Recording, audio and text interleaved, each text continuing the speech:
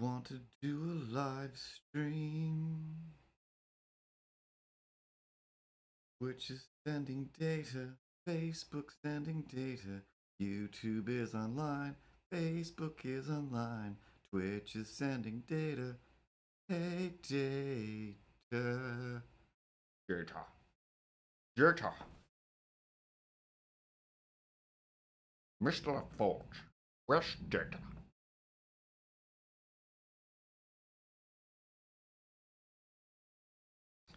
What do you mean you thought I was French, Mr. LaForge? Send me data.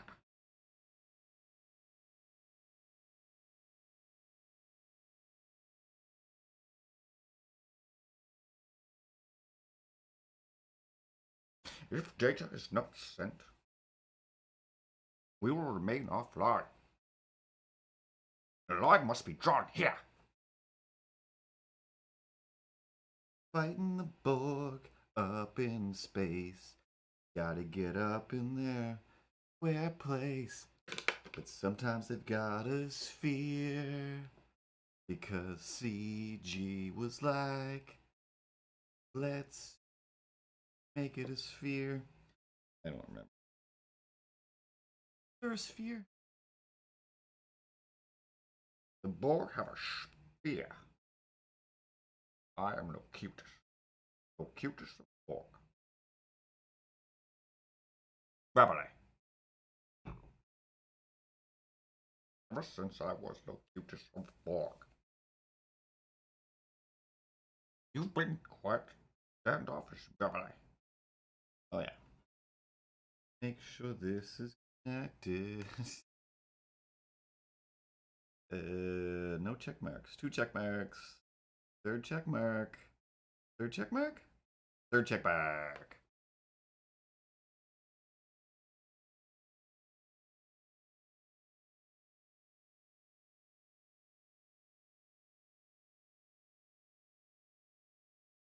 Babylon. Get off my bridge or put something on the screen. Mr. Data. On screen. Why in the world? Thinking about Picard. He's the best. Works too hard. Got bald real young, but if you look way back, dang, like.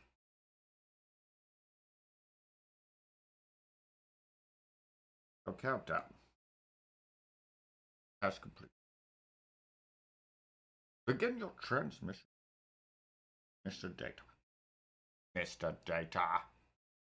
Is this microphone close enough? Data. Mr. LaForge. Data. Mr. LaForge. Data. Beverly. Crusher. Mr. LaForge. Mr. Riker. Number 1. Let's beam down to that planet. Tasha. Come with us.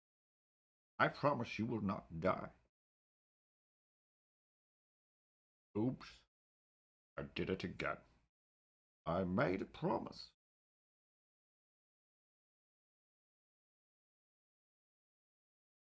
Oh, Ripley, what am I forgetting? What am I forgetting? This seems too quick and easy of a setup. Good test to see if the pen works. Right? Forgot that I did that. Oop. Alright, that seems to be working.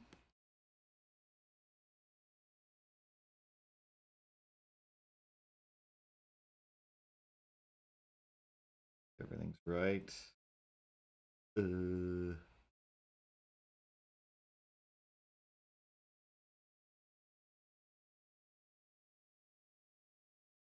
Right, that's the craziest text I've ever read. Onto that. With a what? Bananas. BANANAS. Oh no, I closed the window. Okay. Keep running. What is this? Seems to be a warning of some kind. Is it affecting anything? No. No, it is not.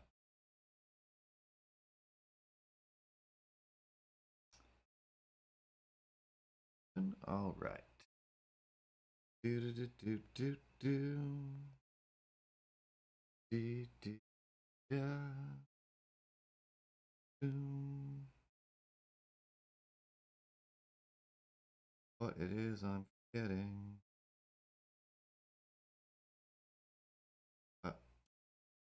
Always find it when I hit the start button, right, Ripples? Right? Yeah. Yeah, that's pretty much how it goes. Yeah, you always promise that everything's fine. Then you do a weird glitch thing like that. So, I got my pen, I got my juice, I got turtles. Pretty sure the sound is all working. You promise, Ripley, we didn't forget anything?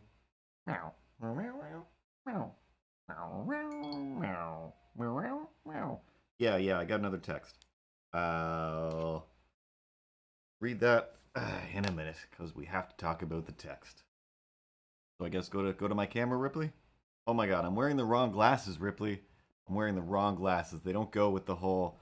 Always something, always something. But why would you remember that? Look at that guy clicking away in the background. Seriously, how much are you paying him? What is he even doing? What requires constant clicking? He can only be playing some Warcraft over there, Ripley. Just turn around and look. Just turn around. I dare you. Rips. Oh, you're the sweetest angel. Alright, let's go. Go to the main camera.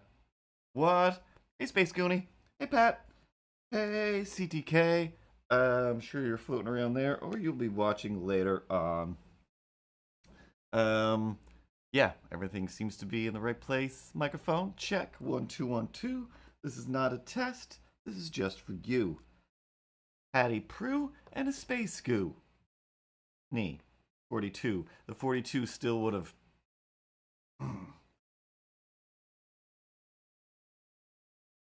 We could probably just start over then. Just delete this whole thing and just start over, because I mean, that was a pretty easy rhyme that you could have gotten to. I mean, if anything, I think I even noticed it and I wasn't even paying attention. I'm over here sipping on my gin and juice, laid back with my mind on my buddies. And my buddy, well, that my friend is on my mind. That's just a fact about me, if you want to know facts about me. What? Gin? There's no gin in this apartment. There's plenty of juice. I've made my own juice, but I mean, you don't like that. Yeah, whatever. It's bathtub gin. Anyway, whatever's going on in the bathtub, I wouldn't bathe in that. Or actually, maybe wash some. Do you have any car parts that you need to be detailed? Because if you just dunk those in there, oh my God, the details will sparkle and or shine like the wind. Does the wind sparkle and shine? I don't know, like diamonds and foreverness. Uh,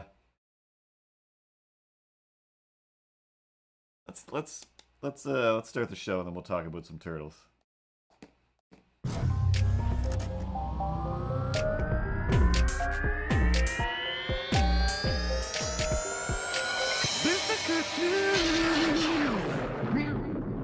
Lightning! Cross dissolves. Production value. A little sign with lights. It's all here and waiting for you. So come on with us now. And something to do? But it's all here in Zoobly Zoo. Zoobly Zoobly. Zoobly Zoo. Magic and wonder are waiting for you. So come on with us now. Can't remember the other part. Why can I remember any of that? Does anybody even know what Zoobly Zoo was? My other glasses definitely have a little less glare on them. I can see them. They're even in this room. They're not on my glasses rack. It's as close as a dream. You know what I mean. Here on Zoobly Zoo. All I remember is Mayor Van is here to lend a helping hand. Now I'm Builder Beaver. I build things on demand. Uh, But that's two. That's two characters out of all of Zoobilee Zoo. I don't know how many there were, but Mayor Ben. It was Mayor Ben? I just thought it was Mayor Vaughn. But given that it was from like the 80s, it makes more sense that they would call him Ben. Look out the bear, and was that the kangaroo? Oh man. All here on Zoobilee Zoo. I think I was mostly obsessed with that show. Like most of the puppety type things or with costumes, it was again like same with the Bill, you ruined everything. Same as the episodes of the Cosby Show where they would have the weird dream and story sequences. Loved those just because it was like, what is this place? It's like it's like everything a Batman villain's lair is, which is a soundstage, but then they would just hang the draperies. Except it's just like you've made a bunch of little buildings. You can kind of go off into this little city. It almost seems like there's something here, even though now that I'm older, I know that it's just little props and facades. But um, it was just purely a singing and dancing show. People in weird animal costumes having the standard generic Saturday morning problems, issues, if you will. Oh, Builder Beaver has a hammer. I've never even had a hammer. Oh, I'm jealous. Maybe I hate him. Hey, the kangaroo hates Builder Beaver. And the thing comes around, and then finally Mayor Ben comes down, and he's like, hey, actually, we can all learn a thing. Being jealous just means this and that, and blah, blah, blah, bling, bling, bling, blah. You can work towards getting your own hammer, or share. Sharing's an awful, blah, blah, all those things. Every episode, always. But mostly, I think there was still some puppet characters in the background, like plants or little animals, and again the same obsession with Fraggle Rock and all of those things. Uh, just anything with like just puppets or animatronics. Like, oh my god, I could just watch this for days, for days. I mean, the amount of times uh, that I watched the like making of special of Jurassic Park before it came out on I almost said DVD, on VHS magic box to go in your VCR.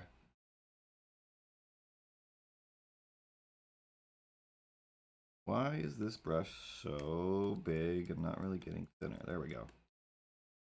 So, last week we were working on this little Milo strip. Boop. I renamed this about the apples. So just like last week, I still don't really know what it's about. I have some ideas, so maybe by the end of this, we'll actually decide what the words are, and we'll put them in the bubbles. If I had a hammer, I'd hammer every day. I'd hammer in the evening, and in the morning, while I play. Don't really know that song. Remember the commercial used to come on all the time. Whoa, Milo, what are you doing over here? Uh, the shift button is awfully close to the Milo talk button. So, sometimes you just hide behind your cup and pretend you're saying things even though you're not. So what a week. What a week it has been. And yeah, there's some new things that we've changed and whatnot. Today's episode is brought to you by Homemade Juice. The last week or two, I've been like, all right, I'll just get plant-based meats. And then after about a week of that, or I don't even know, maybe just 3 days, I'm like, I should definitely go try out that plant-based KFC.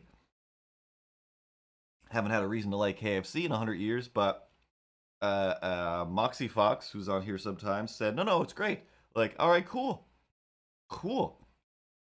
Definitely got to be better than the plant-based chicken fingers I have in my freezer and slash in my fridge, because they're not terrible, but they're not fried. I think the key to all of this is I need to get one of those fryers that just uses like, hey, with just a little dab of oil, it deep fries everything magically.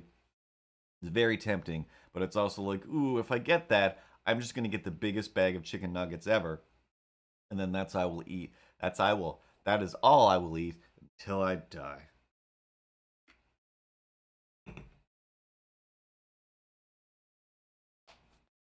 But right away, before we have fun, actually, two things. So right before I started, my brother texted me a thing, and he always just texts me things like, "Hey, I just look at YouTube all the time, and I look at the weirdest, most obscure things." And then every once in a while, I'll be like, "Look at this." And no matter what, no matter how innocuous, no matter how insane, it still breaks my brain. Regardless, it's always just like, what's happening? Like, well, before that text, just scrolling through the internet or whatever, it's just like, hey, check out this person. They're like, you know, the queen of Instagram. They're doing great on Instagram and or TikTok, but I think it's just Instagram. And I'm like, really? What are they known for on Instagram? What are they so great at on Instagram? Because I don't know. Sometimes I can't tell if I'm putting out too much effort or not enough effort. Mostly, my brain lives in the still not enough effort. You should have tried a little bit harder. And yeah, seriously, you know how it's serious, Pat? Because we go to the serious camera, Patrick. I put it back a little bit because I can't actually zoom with it, so I've just been scaling it up, which makes it all blurry. But then I'm still looking off to this camera to see, hey, am I even in frame? Hey, Ted. But what she is known for, and she's got post after post after post, is rubbing her own face, serious camera, rubbing her face in bread. Different kinds of breads. A little loaf of bread, a little slice of bread, a little toasted bread. Oh, it's a little cinnamon roll. All kinds of different breads. Puts it on the table. Camera is like at bread level, if you will. You know, tilted up just enough so you can still see her coming in. And she's standing there like, She probably says some stuff sometimes, but in the one or two that I clicked on, the bread is there, and then she puts her face down into the bread, really rolls it around. Sometimes I assume until it just breaks apart. I think on one of the regular breads, she did it till it broke apart. And then on the cinnamon roll, I was like, I can't even. Can't finish the sentence. Can't finish this video. I am sure it's only like 7 seconds long, but once her face mashed in to the cinnamon roll, um, it was just all I could think was like, that's just cinnamon roll stickiness all over your face, and I can't. I don't want to see how this ends. I don't want to see how this ends. The shortest, 14 seconds, probably, maybe 20 at the most, of some lady rubbing her face in a cinnamon roll. I forget what she had, 190,000, 500,000. It was at least in the thousands, tens of or hundreds of thousands of followers. And then, so, like, support my Patreon. Some of the money goes to buying the bread that I put in my face. And some of the money goes directly to charity. I donate it. It just says I donate it. It doesn't actually say charity. It says you're supporting my bread buying budget. I did that alliteration, not her. You could tell I just made it up now because it took me 20 minutes between each word. And the other half is donated.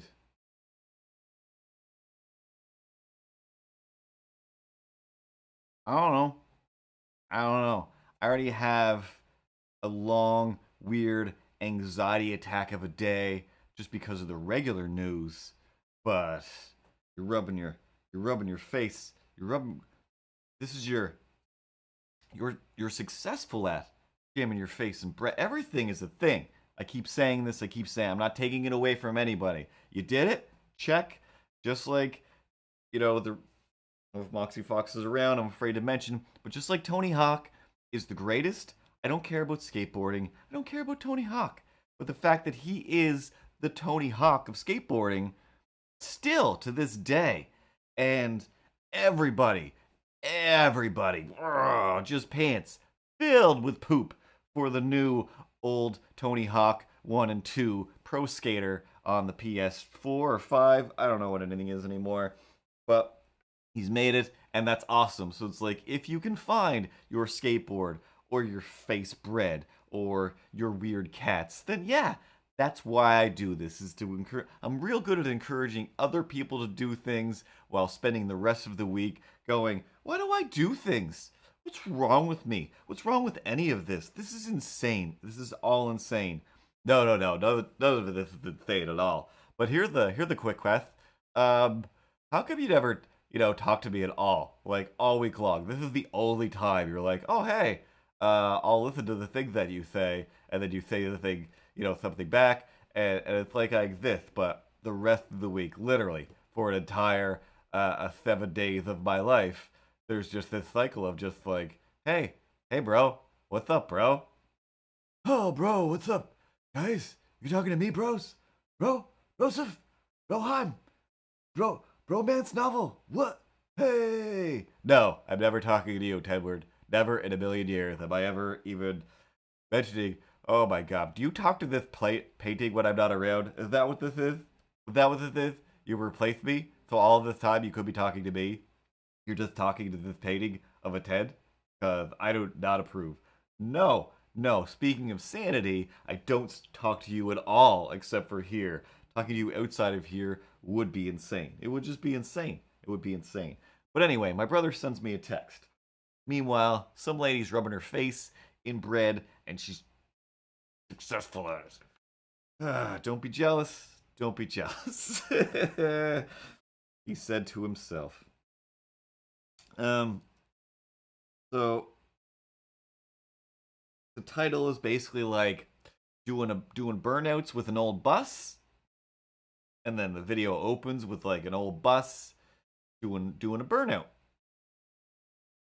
and then it starts playing, and I'm just like, oh my god, like this guy is definitely gonna get a TLC show, like absolutely, this guy is gonna end up. He definitely had a bunch of followers. I didn't quite click on that, I don't think, but it was just full blown nth degree hillbilly-idness. Like just the most backwoods. Again, clearly good at stuff. Like he's building things out of things, which is like, I bought this land, big pile of land. I'm just gonna just working on it, putting stuff on it. Got like a little mobile home and an old school bus, and he's just pointing to things, some other things, and he's just like, I want everything to be mobile. It was like, this is my shed. I want to be able to drive. It was like, I should read it. It's like, he said, what for you want to go to the dump? What for you want to go to the dump? And you're going to take your truck or whatever and then get stuff from the dump. Not to drop stuff off of the dump, by the way, to go to the dump to get things, as, people do. And what for if you do want to go to the dump? What for indeed? So, he was like, if I want to go, I'd rather just take my shed, because I'm going to put it in the shed anyway, so if I just drive the shed there, all the middlemen cut out. So, I think I've only ever gotten car parts from the dump. And even then, I didn't go dump wrestling. It was just like, hey, I hear you sell like car parts and stuff that you find here. Like, yeah, we sure do. Drive into town for an hour and come get it. Like, okay, I'm on my way. And that's when I lived in Halifax, and I drove here. And I think I bought a mirror for my Honda Civic from my old landlord from when I lived here.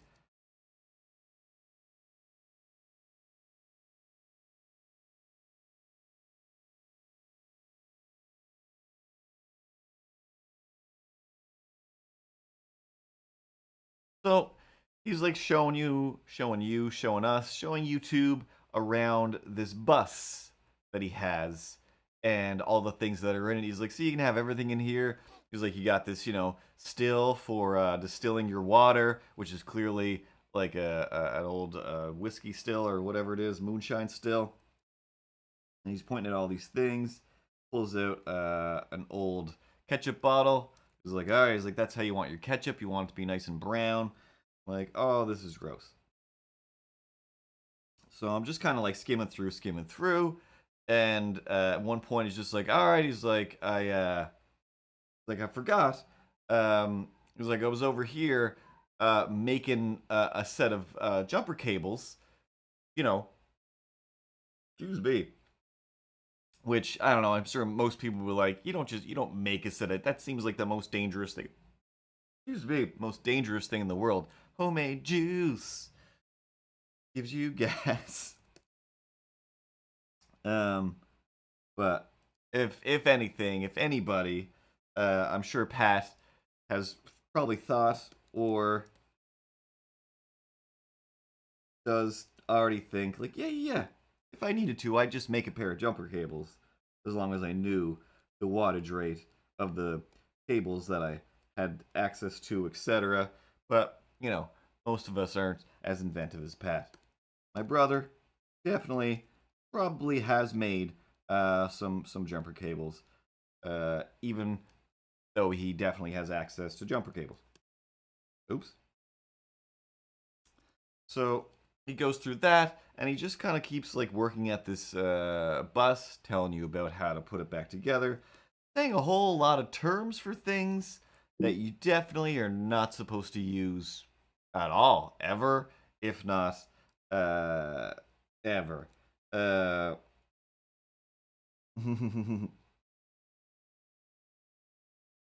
MacGyvering is needed. A MacGyver will rise.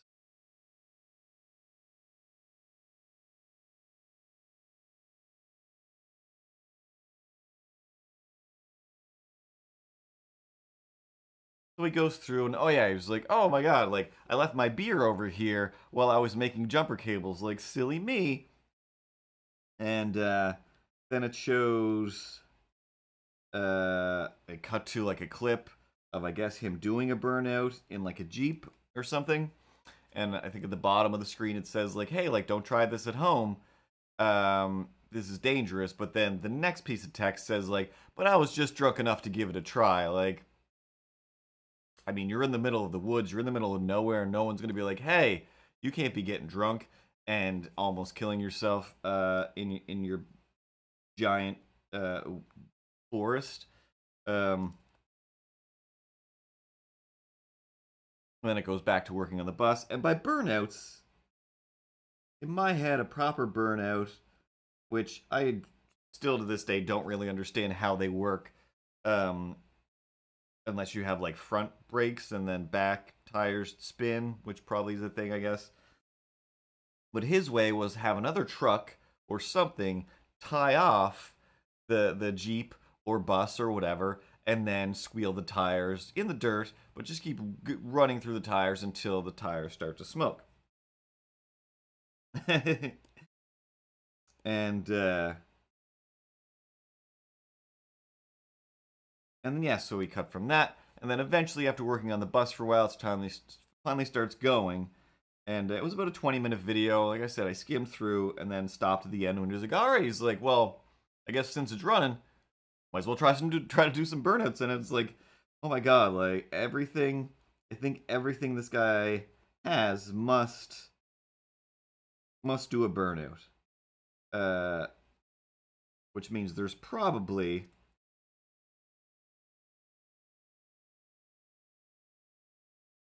a video, or eventually will be a video of him doing a burnout with his mobile home itself. But I think that has to be mounted on the back of a truck. I don't think it had mobility.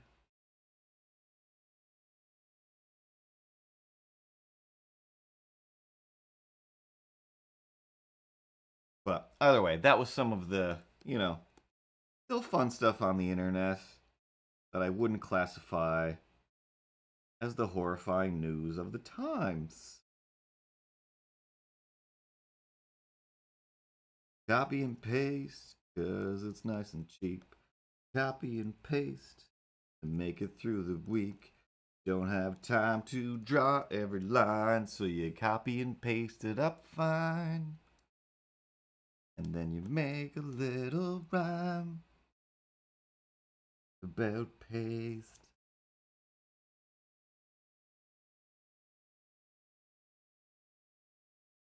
Old drunk Pat and his moonshine still.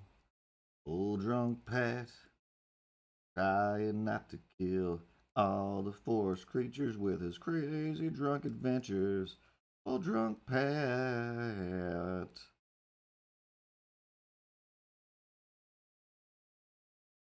But he's never as drunk as that at all.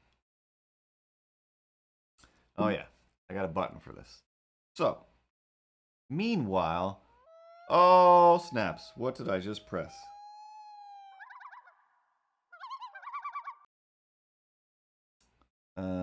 No, I don't want to sign into Adobe. I don't want Firefox open.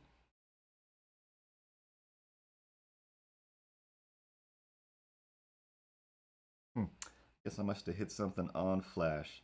You fool. Oh yeah, and I can see. You fool has followed. Go on, follow the live stream. Gonna follow the live stream.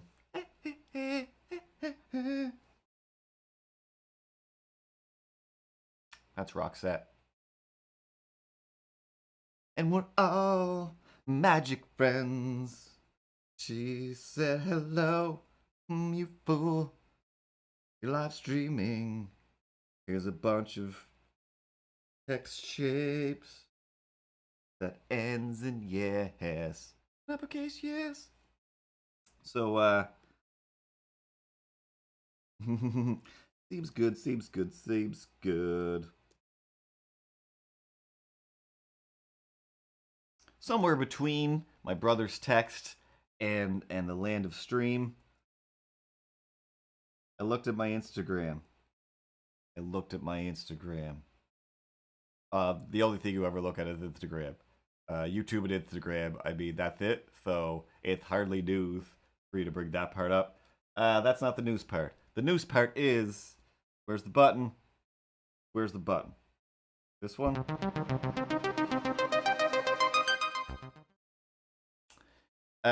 In the Mr. Kurt News Network news today. A, yeah, I got some graphics.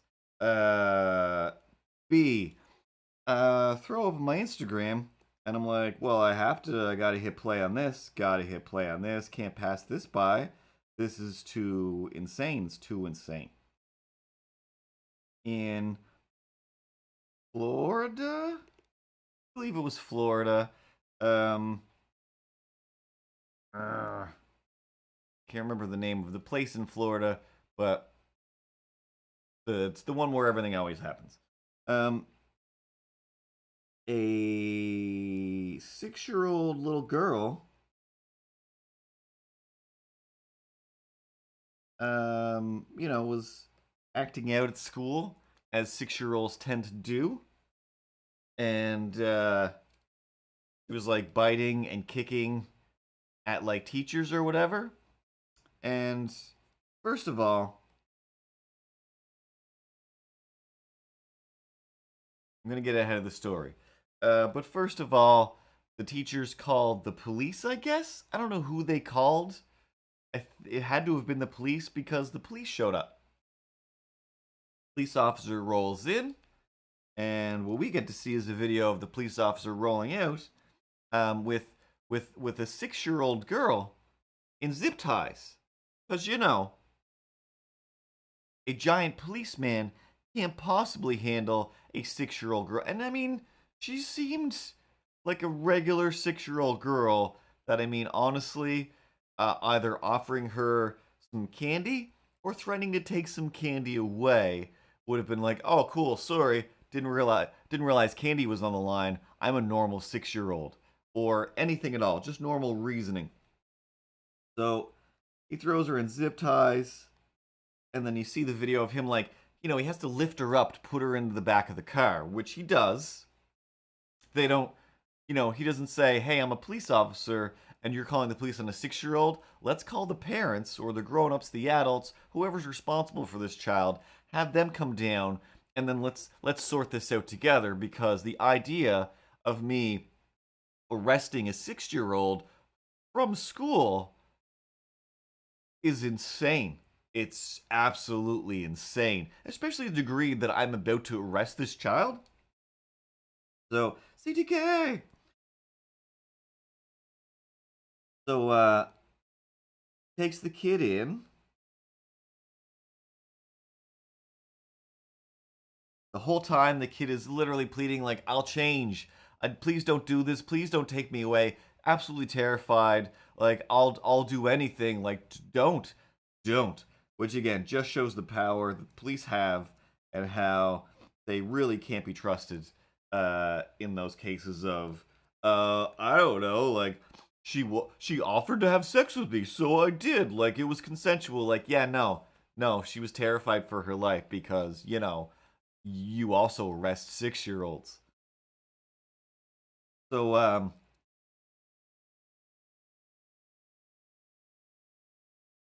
she's pleading.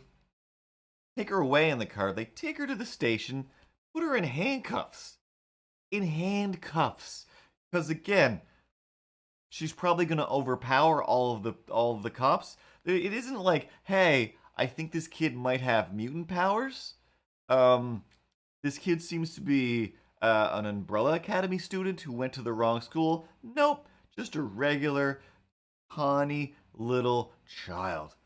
So, I believe the parents are like pressing charges, and that cop has been fired from being a cop. It showed on his part of the interview that he was like, "Oh, like the youngest person I ever arrested was 7 years old. So this little one just broke my record." So that matters, I guess. I don't know, Trump style, like looking for the ratings. But it really, literally isn't until 4 minutes ago when I started saying this that, again, the fact that it was just like, yeah, that cop is definitely not a good cop, but none of the adults in this situation are good adults. Oh, Milo, I forgot to move you on this screen. Oops. All off kilter, buddy. There you go. Yeah, like the teachers who called the police. I again, unless they were just like, we've been trying to call the parents all the time, but they just won't say or do anything. And so this is what we're going with. But again, like the greatest, like a great reason to instate the funding of I don't know, I want to call it like police caregivers. I don't even know, because social services like isn't even enough of a word for that. But that definitely needs to be integrated, because it's just too insane. It's too insane. But yeah, the fact that it is like, what did you do at work today? Well, the 6-year-old bit me. Oh yeah, that's rough. That's kind of what it's like to be a teacher of 6-year-olds. You hope they don't start biting, but if they do, you've definitely either dealt with this before, or you have an entire building full of other teachers that hopefully aren't, pushed completely to the edge because, they're teaching in horrific conditions right now. That they are all just like, "No, you know what? We don't care. Call the cops. Call the cops on this 6-year-old."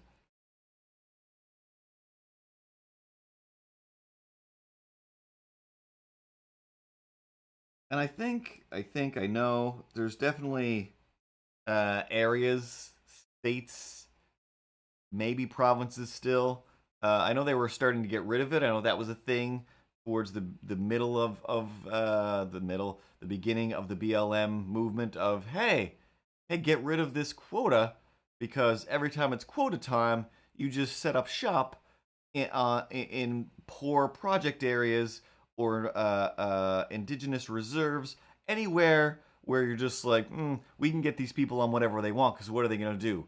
Fight back? No. We're white and we have all the power, so they're just going to have to deal with it. And then they'll pay the fines and whatever, and then they'll go deeper in debt, and then we'll come back later and threaten them.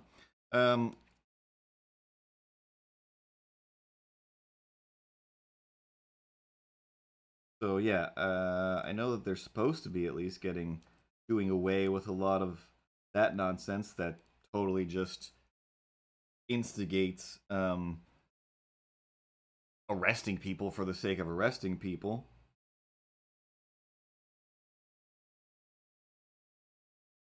Because, I mean, Instagram alone, let alone real people in your own life or yourself, all have stories that are like, oh wow, I definitely should have been arrested for that situation that was either a misunderstanding or just straight up, hey, it's a thing that's mostly legal everywhere, or, what have you. And I don't even know. There's too many weird arrest videos that just are just bananas. Um,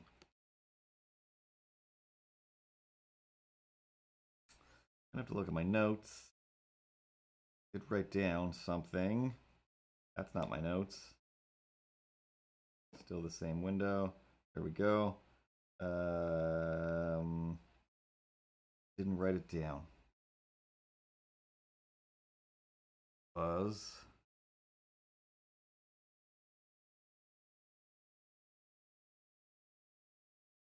Don't know what it was, but we go here. Also in the news, that crazy guy is still crazy and in charge of things for some reason, and it just keeps getting crazier.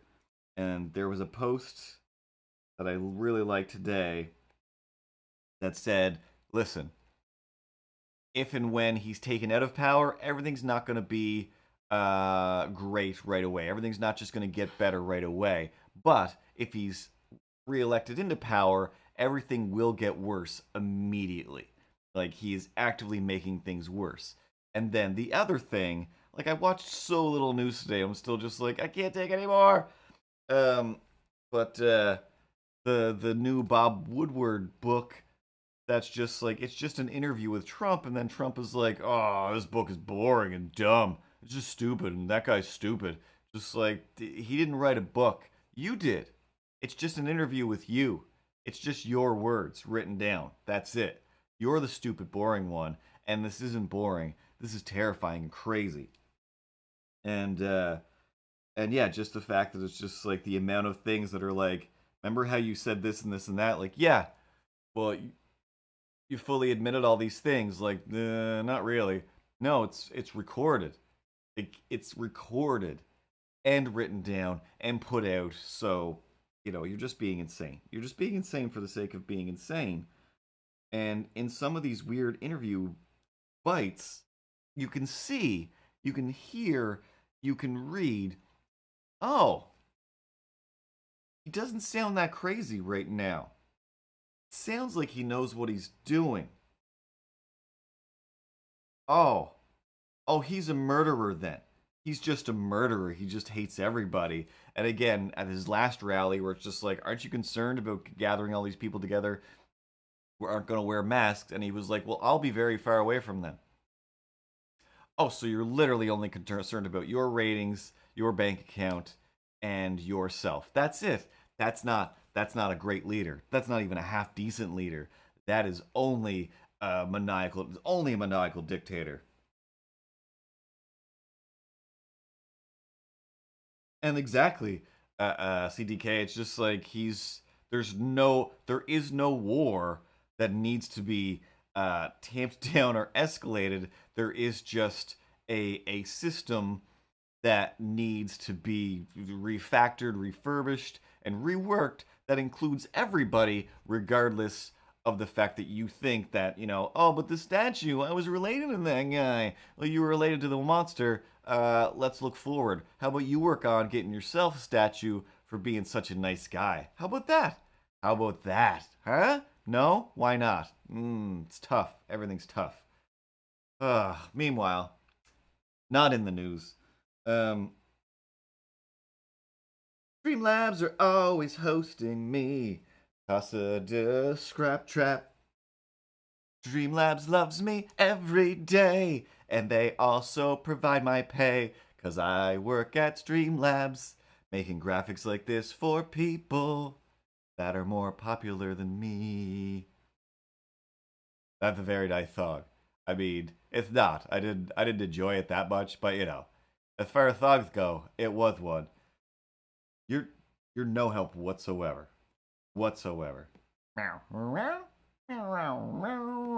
Yes, Ripley, you are the biggest help always, and you're the sweetest angel. Oh, Mr. Dress-Up statues. Why aren't there Mr. Dress-Up statues? Even Fred Penner. As far as I know, Fred Penner, if he's still alive, and I think he's still alive, he's still going fine. He still hasn't Cosby'd anything. He hasn't trafficked any children. He's not holding up anybody in basements, I don't think. Was he my least favorite? Yes, but he was still had a crazy tunnel. And again, that same system of like, there's still some puppety things. There's still some... always need for statues of actual Canadian heroes. Raised by TV. But in the real world,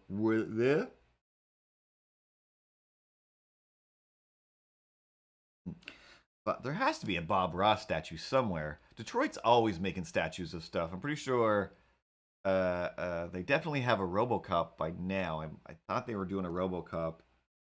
And I don't know where Rocky takes place. Not Detroit. Is it Michigan? No. There's those steps. That's like a famous No. But anyway, there's a Rocky statue. There's a RoboCop statue. There's a Glooscap can't say it. Glooscap statue. Philadelphia. There we go. Glooscap statue down the road. The giant. Actually, is it still there? Pretty sure it's still there. This like 20-foot tall statue of Glooscap. The like native god hero. I've worked on a bunch of short films about him. But yeah, when it went up, I remember there was a big controversy.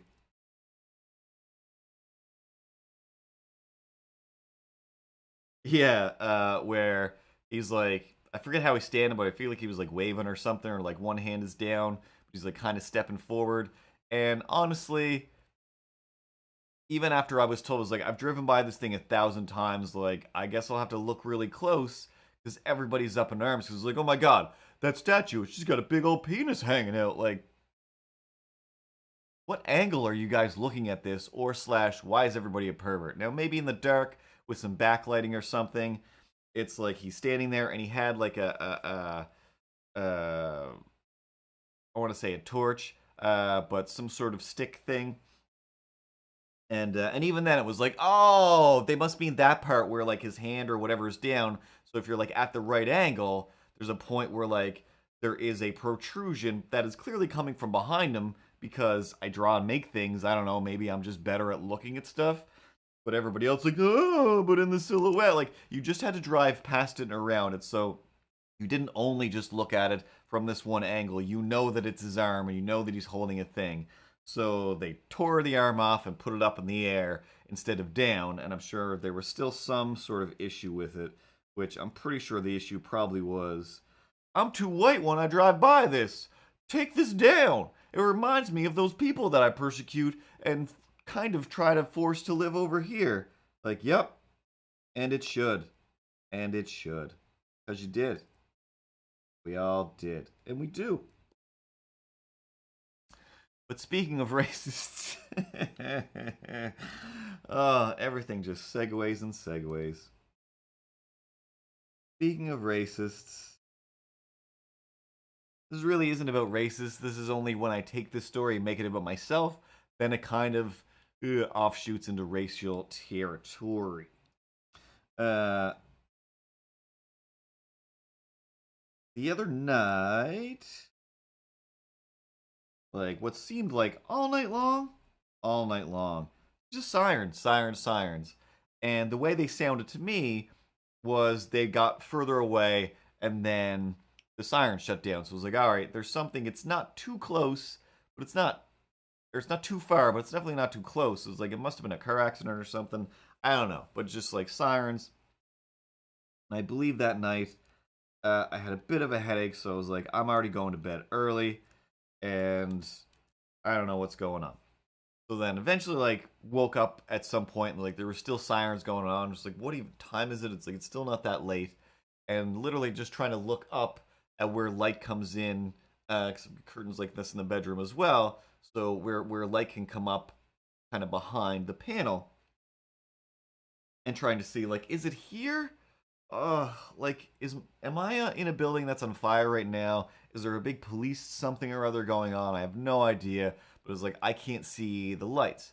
Now, if I had been in this room and it was winter time, I absolutely would have been able to see all of the lights and the giant fire. But it wasn't until the next day, and I'm like, well, first I scrolled through the internet and just like Truro News, radio, everything. It's just like nobody's saying anything, textually at least, and I'm not loading up the radio. I just barely have the sinus pressure to read some stuff right now.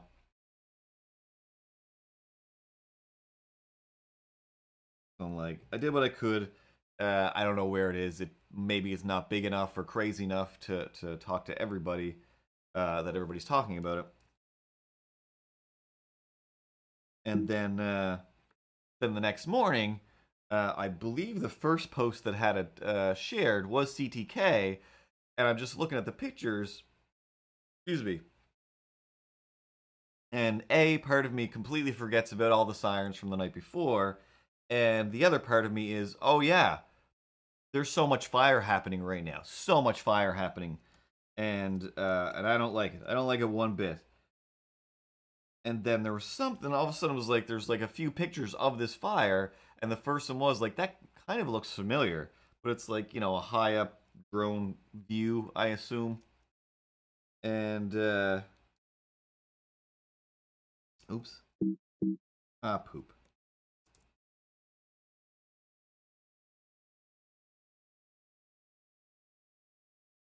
Then I realized like the first sign I can see is like old used TVs or old TV repair or whatever it says. Just like, hey, that's the place that's right over there, right? And then the next picture is like, that's my laundromat that I started going to because I don't want to go to the old racist guy anymore.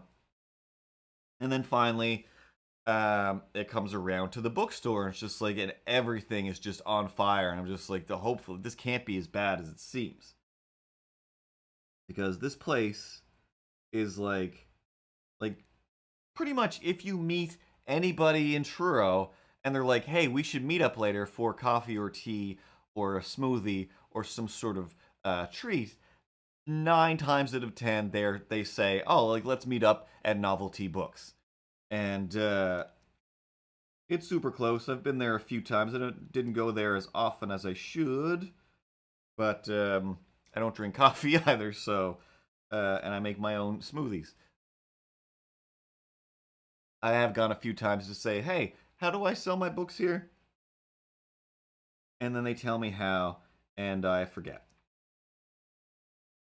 But it is still like the best place. They always have art everywhere. It's also like basically an art gallery as well.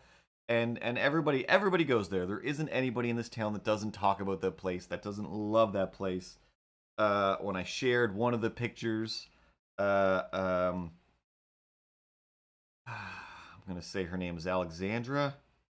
probably not right. But again, one of those people that's like, hey, I'll write my name backwards, and I'm a little bit dyslexic, so I can't recompute it. Uh, or I'm super dyslexic and I'm terrible at reading. It takes me forever to read front ways words. So she sent me a message, or not, just reacted with just like heartbroken. And I'm just like, yeah, I don't even know. I don't even know. And uh, knowing that, like, again, the few times that I've been there, like, the people that work there, so nice, so super nice. And everybody, like, knows everybody that goes there. It is just like, it's a little hub in the hub of Nova Scotia. And it's just like, it is just the saddest thing. And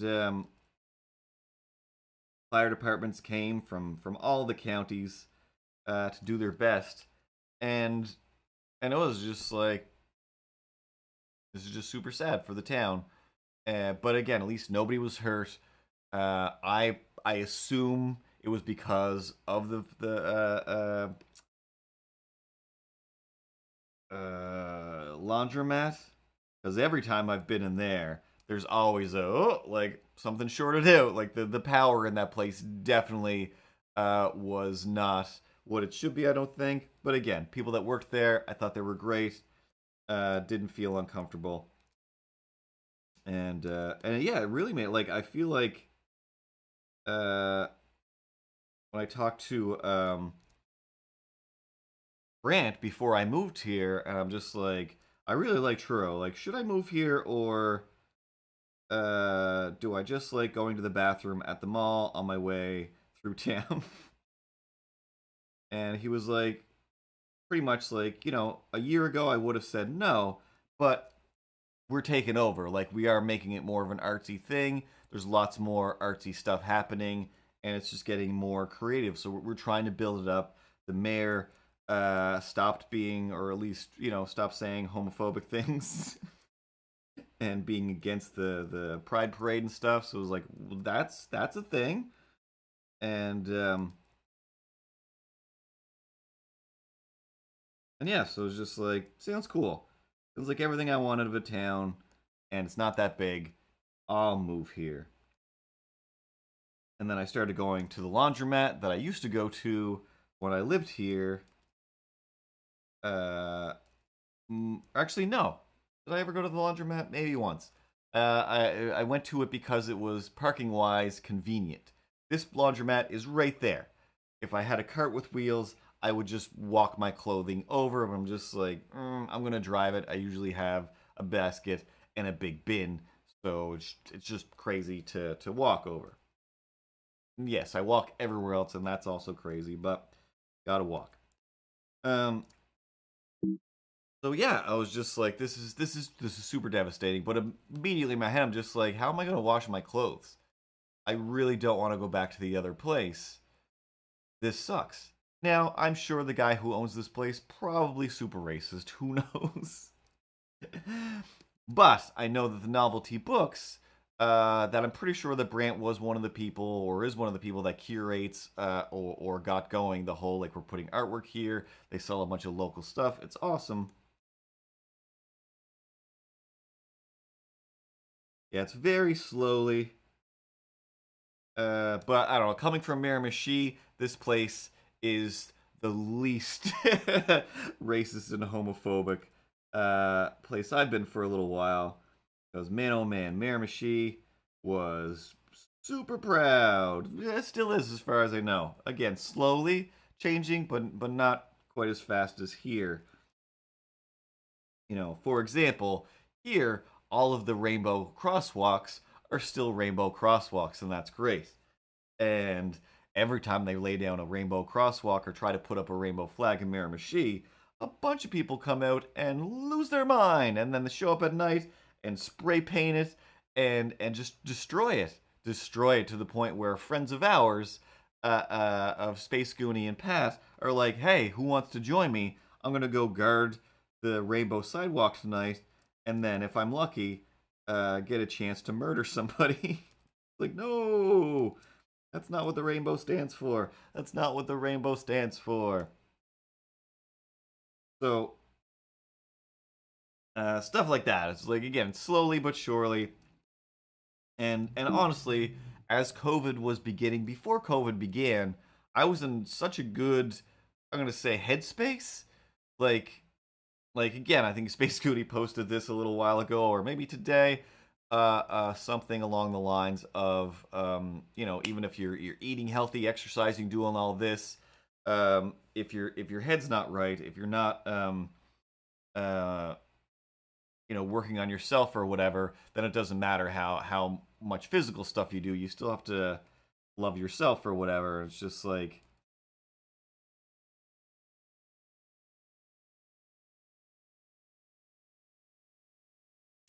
looked at the drawing for too long and lost where I was going. But yeah, like you, you got to care about the things. You got to care about yourself. And I think that a lot of people are just like, no, it's not fair. Did I say Space Goonie? I meant CTK.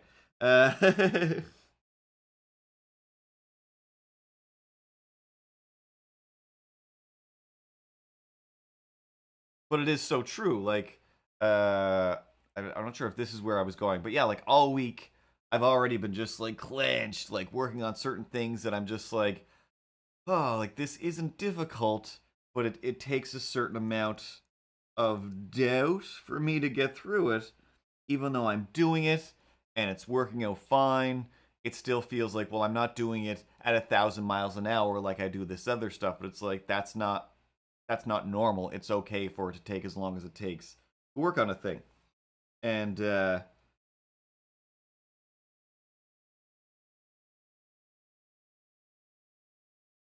and that's what's great. Like when I do the stream, why I don't like work on.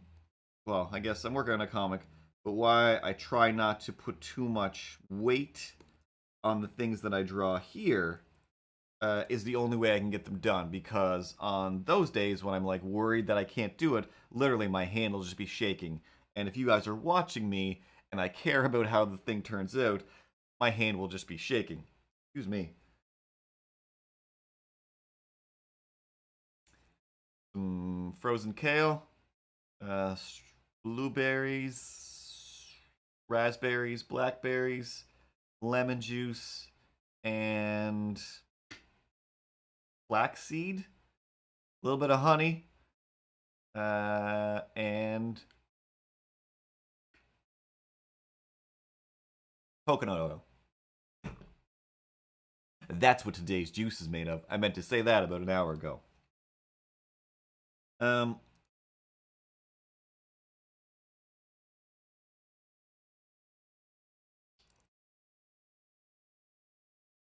but yeah, that's how it affects me. Oh, that's what it was. So, trying to get your head together. Um, so this morning, I wake up and I definitely had some sort of dream that culminated all of the things. I mean, one of the things being, well, everybody keeps posting these pictures saying this is not a filter and everything is red. Hey, this is what it's like on Mars. Like, what are you guys talking about? What am I missing? Is a part of the world on fire? Is that what this is? Because a big fire doesn't turn the sky orange, right? Right?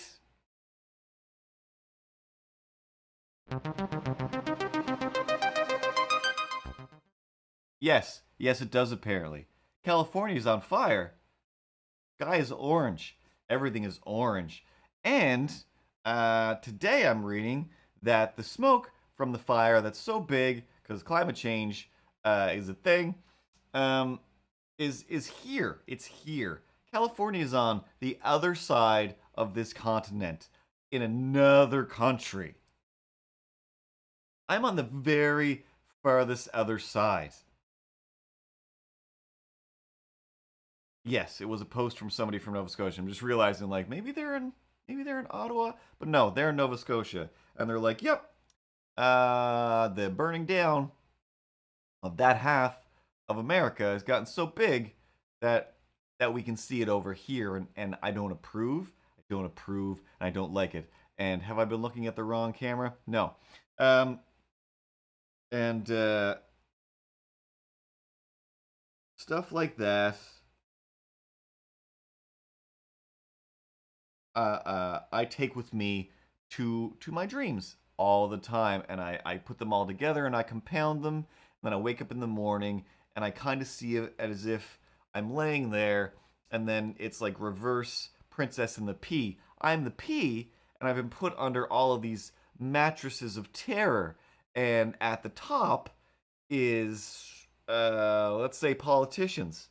And if the politicians can feel my terror, if they can smell my pee through all these mattresses of terror because I'm peeing myself with fear, then maybe they'll stop and turn things around. But they don't. But they don't. They just keep on trucking. They just keep on trucking. You know what? It's probably gonna be fine. Except I did see I think it was all on Colbert, but the senator, I don't know how things are led up there, but the guy like in charge of California was like, "Hey guys, if you don't believe in climate change anymore, come to California. If you don't believe in climate change, I saw a warning today for, hey, if you happen to head to the beach, beware of men of war." Speaking of men at war, there are men of war. The jellyfish that's like, the worst one, it's here. It's here. It comes from like tropical climates, way down like Australia way and whatnot. Portugal. I don't know anything about geography. But yeah, here's a picture of one washed up on the shore. And by the way, if it's washed up on the shore, the tentacles are still spread out super long, and they'll still give you a real good sting for a while after it's dead and whatnot. I grew up swimming amongst the bloodsuckers, we called them, but they were still just jellyfish, and it was like some jellyfish are safe. You can just pick them up and see them, and they're like clear, and there was like the reddish purple ones. They'll sting you. And for my whole entire life, already afraid of drowning, and then it's like, well, the last thing I need is to be in abject pain while I'm in the water. That's how I will die for sure. So I will just avoid those things forever, forever, forever. And one time, I definitely got stung. But like biked out to this, like, I say the beach, but it's just like there was just water everywhere in Cape Breton. So down to this part, there's technically a beach. There's like kind of campgroundish type stuff there, but it's just a big long strip of road. You just dip down to wherever somebody doesn't own the land and have a house set up. So we went down there, put our bikes down and everything, and I'm just obviously can't enjoy myself anyway because everything's gonna get stolen. Everything's just definitely gonna get stolen. Just always paranoid of that. And so we were like swimming around, and then they were like, "All right, like let's swim over to that floating dock." Like, oh, okay. And as we're going, whoever's in frontish is just every once in a while like, "Oh, like bloodsucker," like, eh. And it's just like I can't see them. I just can't see them. And so I'm just like trying my best to maneuver. Then it's like, I'll find one and just trying to stay away. And sometimes there's just like a pod of like 4 or 5 of them, and it's like it's just Ninja Turtles on the Nintendo Entertainment System. Like, I'm gonna get electrocuted. This is gonna be awful. And finally made it over to the floating dock. And Corey, let's say, was like, oh, you got stung. Like, I what now? Like, yeah, like right across the face. Like, what? So, and it's like, as the day went, I could start feeling like more and more of this burn across my face. And I think I immediately rubbed some like mud on it just because my dad did that for like a bee sting once, and I think that kind of made it go away faster. But I remember just like feeling this burning as I'm driving my bike home later, and then when I look in the mirror, there's definitely just a line like right across my face, like I'm getting ready to head down a Fury Road. But yeah, it was just like just a sting. So it was like, however many years I avoided that, it was like, oh wow, went so much of my life. I'm sure I was probably like 14 or 15 by then. It was like, this is my first jellyfish sting, and people were like, "You've never been stung by a jellyfish before?" Like, no, no. You have? How could you ever let that happen? That's the worst thing. This isn't the news anymore. Uh, Back to normal camera. Back to drawing camera.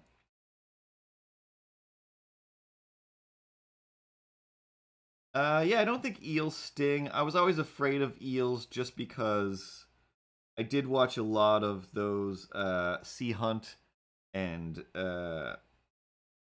Danger Bay and anything about the undersea world, which made it and it still makes it impossible for me to go into the water without being terrified. But yeah, just learning about the um, I almost want to say a Gamora eel, but that's not it. And a Remore is the thing that latches onto sharks and cleans them. It's uh the something eel. But whenever any cartoon, any show that has an eel, it's always that kind of eel, whatever it's called. And supposedly, like, if that bites you, it doesn't let go. Like, that's it, you're dead. It's just, it'll latch its tail around its little hole, and then it'll just hold you there underwater till you die, till you die. So that had me terrified of eels, even though I spent so much time, like years of summers, floating around, desperately trying to catch these little eels because my cousin, you know, grew up pretty much in the water, and like his family is more fishermanly inclined. They're fishermen, and he's actually gone out on the boats. He's done fishing type stuff, so he knows more about the sea than I do. And it was just like, yeah, no, like these eels are harmless, but still terrifying, even though they were just tiny. But they would also collect snakes all the time, like just go into the woods, finding snakes, trying to get the biggest one. Um, but yeah, for some reason, if whenever I saw one, big or small, it always just terrified me that it's gonna latch on, and even though I could just stand up and walk out and probably bat it off, just terrified of eels. Um,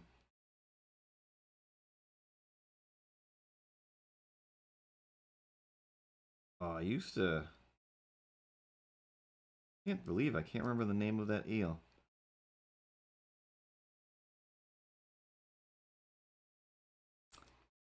But yeah, as far as I know, we don't have anything that's poor. We didn't. Now I don't know. We've got great whites. We've got man of war. We had like a weekend of tropical storms. It's everything is shifted. Everything is shifted.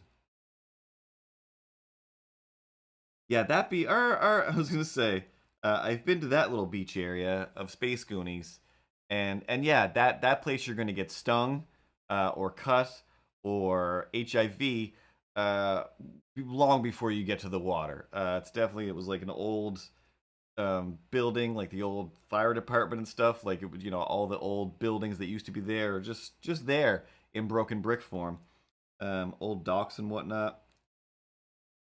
But it was the same. We got a bunch of places where it's just like, hey, you want to go down the barracks? Like, do I want to go to the what now?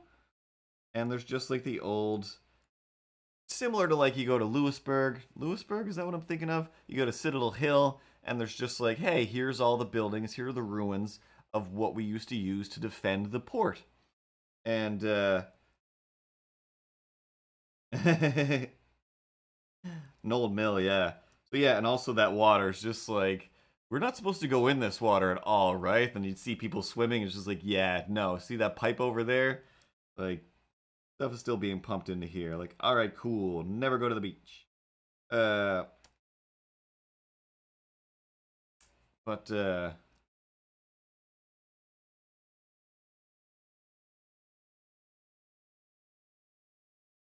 yeah, like all of ours were the same. Everybody is just like, hey, be careful when you go down Florence Beach to collect beach glass because of all of the needles or because of this or because of that. And it's just like, yeah, that's the same as beach glass. Like, it's all garbage that people have thrown away into the ocean, and the ocean has milled it down to a nice, smooth glass.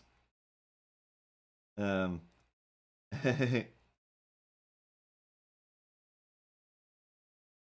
lot of poison land in Miramichi from the old mills that a lot of old people still very much wish were open. Yeah, we would go like 3 times in my life. I've gone to the barracks or one of the barracks, and when I was younger, it was pretty amazing because it was like, oh, this is an old like military forted little area where the guns will be set up on the edge of the cliff, and yeah, you gotta have some nice beaches to be a beach kid. And then the last time I went was, I don't know, 2 years ago. My brother threw me on the back of his four-wheeler, and we went everywhere and somehow ended up at the barracks. I'm like, I don't even know how this is possible, but here we are. Um, and now, like, the land that's, like, supporting the barracks is, like, separating off. Like, the cliffs are just falling off. I was like, well, this is definitely way too dangerous. There's actual, like, some caution tape here and there, but it's still just, like, kids just rolling by. People just go through there on their bikes, and it's like these things kind of need to be demolished. Slash, nobody should be near here. Like I was so terrified. Like one or both of us is gonna fall off into the ocean and be crushed under these rocks. This is bananas.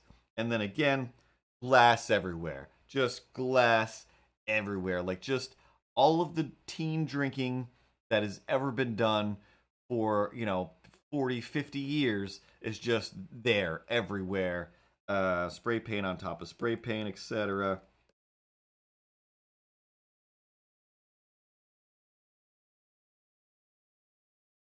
And then just below that, that's the beach. Which is just only the few times. Ooh, Bathurst seems like a nice place to go beaching. Go to the water at least.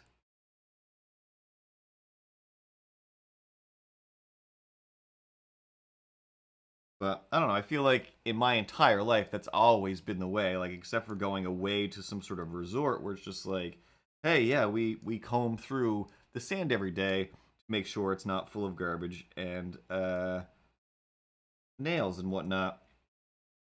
And everywhere else is just, hey, be careful. There might be some glass or whatever. And then, in my day, in my childhood days, were the days of like, be careful of glass. Psh, that's a good rock for throwing bottles off of. Look at how they smash off that rock. Like, are any of us learning anything here? Anybody? Anybody learning anything? No. No, learn to the stupid and it's not as fun as exploding things. I mean, I still think about the times I've had access to fluorescent lights and I did just throw them. I mean, they were burned out, they're no good anymore, but man oh man. Oh, the dream. To throw one of those and see it just pop. I bet it's gotta be magical. There's probably a YouTube channel for that. I'll just spend the night watching fluorescent lights get smashed on YouTube. And was that the moral of that story? No, no, the moral is much glass everywhere. But oh man, feels like it should be the weekend already. Oops.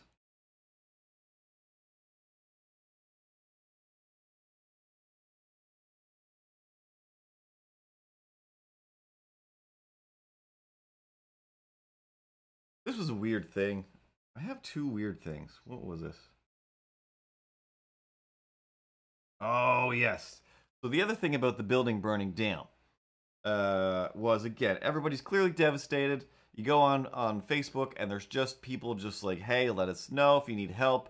We're all feel for you. We love you guys who opened this place. Blah blah blah blah blah blah. Nothing but great things to be said. And then one person, oh, only a million, only two that I can really remember. This isn't even weird. This is just people are stupid on Facebook or on the internet. People are stupid in general. And again, I have a whole show where it's like, this is where I say an hour and a half worth of stupid things, and I keep it contained to this. I try not to go. I try my best not to go to other people's social media, other people's lives, other people's homes, and just write what I think about things on their lives. That's backfired in the past. Why keep doing it? But one of the comments, in amongst all the, our hearts go out. This is heartbreaking. We love novelty books. We love you guys. Oh my God, we hope you're doing okay. What's gonna happen now? They did post like, "Hey, we're starting a GoFundMe. We are gonna try and get back and up and running as fast as we can. 'Cause we miss you too."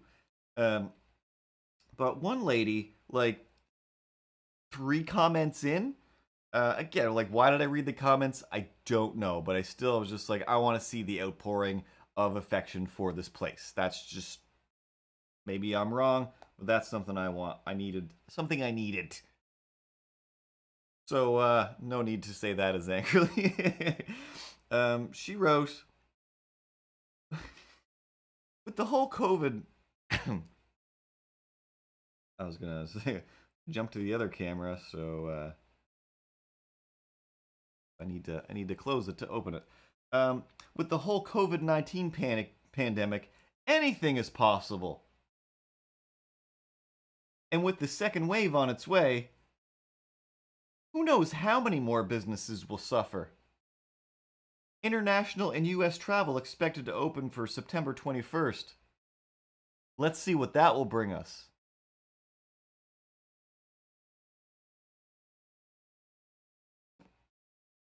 What? What are you talking about, lady? Why are you. What? That's the most Trump response to something that has nothing to do with anything. Uh. Uh. Uh.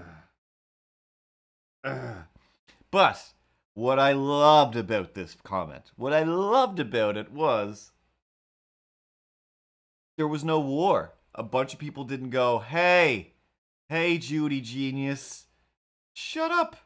We're trying to all commiserate and have an outpouring of affection for these people, and you're just gonna go, COVID-19 has really ruined a bunch. It's like, no, this has nothing to do with that. Nothing to do with that at all. It has nothing to do with international travel. What? Why? Why here? Are you a robot? I hope you're a bot. But thankfully, people didn't go into a wild fighting rage. And I loved that. I love that about, when that doesn't happen, I find it very exciting. And in those cases, I don't regret reading the comments.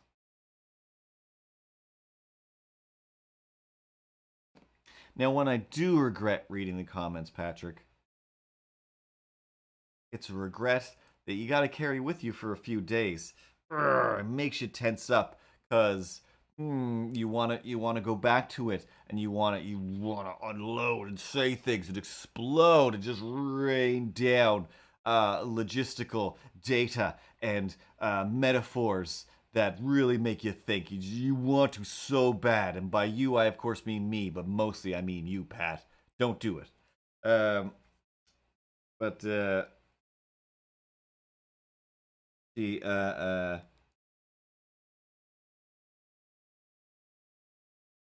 no, this wasn't a she. It was a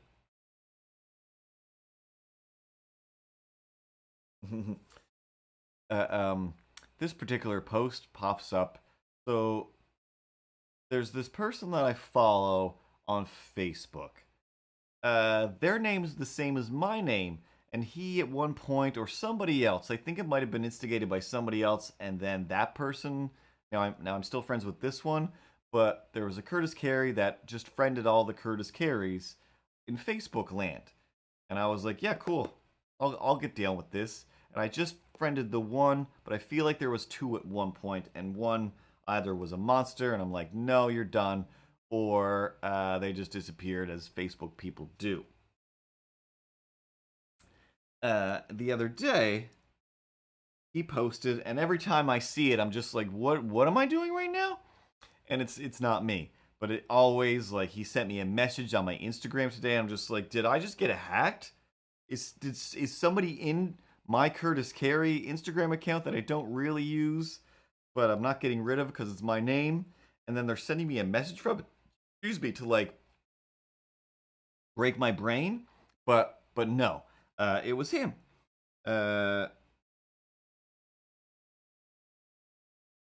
Actually saying something about the fire, and I forgot to say, oh, by the way, no, that thing that you thought isn't the thing. It's a different thing. But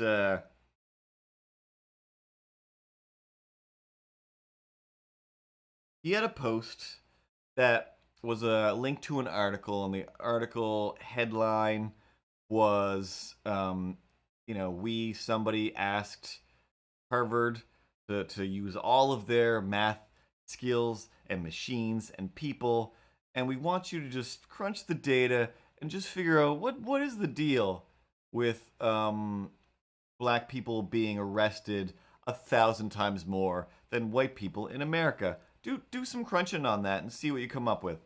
And I, of course, didn't read the article because I'm like, I don't need to read this article. It's just data for people who refuse to believe that all of the video that we've seen, all of the reports that we've had throughout time, To Kill a Mockingbird, why that's important 100 years ago and now. I realize it's not a 100-year-old book, but it might as well be. I had to read it in grade 4.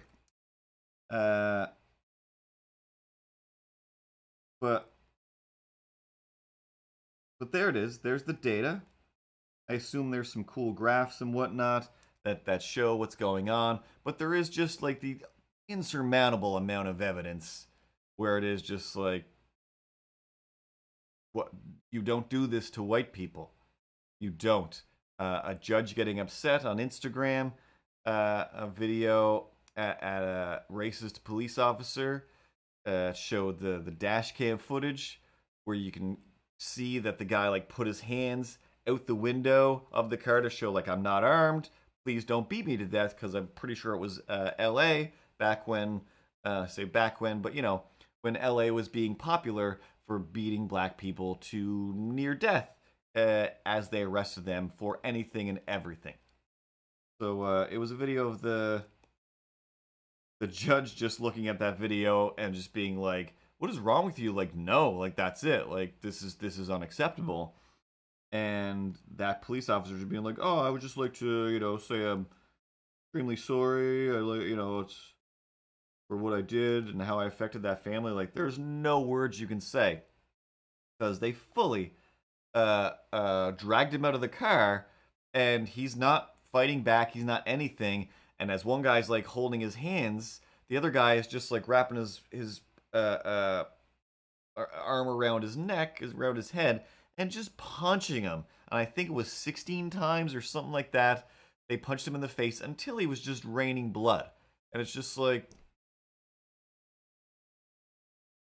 if I thought there was even one little iota of a chance that that's what would happen for a simple, whatever it was, a simple traffic violation, whatever that means, which is either, oh, you were going 4 miles over the speed limit and we needed a reason, or your light was out, or whatever.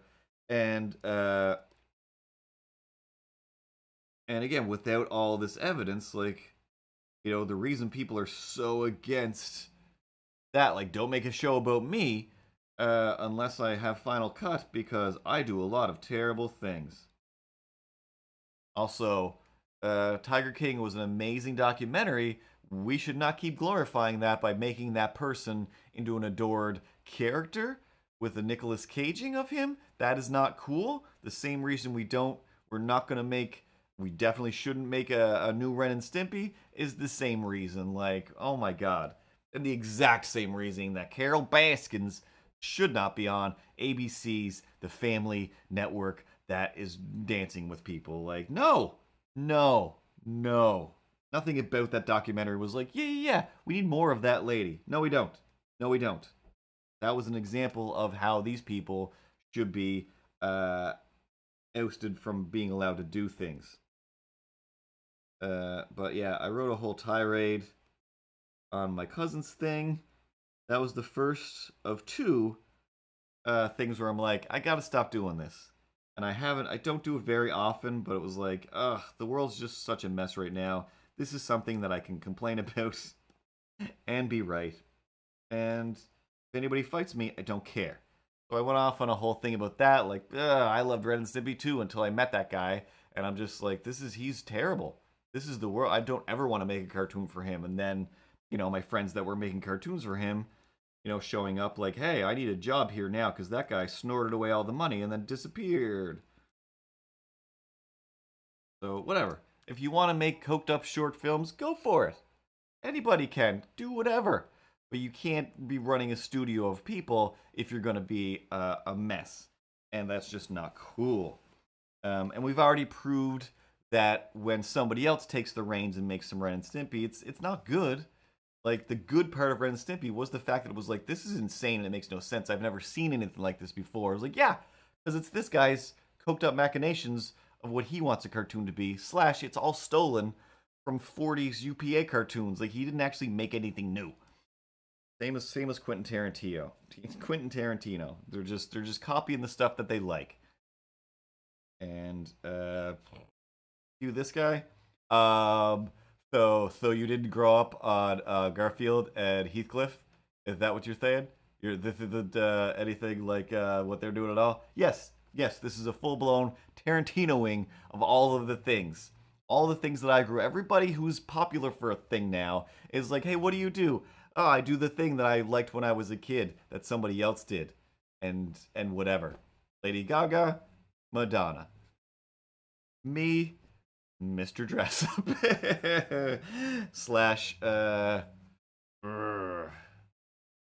/ Jim Davis? You wouldn't know, you're not Garfield. But Jim Davis.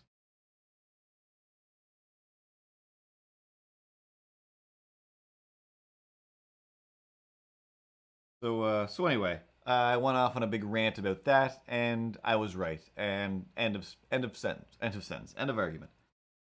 Meanwhile, the reason I started saying all this over on the other Curtis's Facebook, he posted the data, and I looked at the comments, partially wanting to see, like, somebody definitely posted a graph or something from this.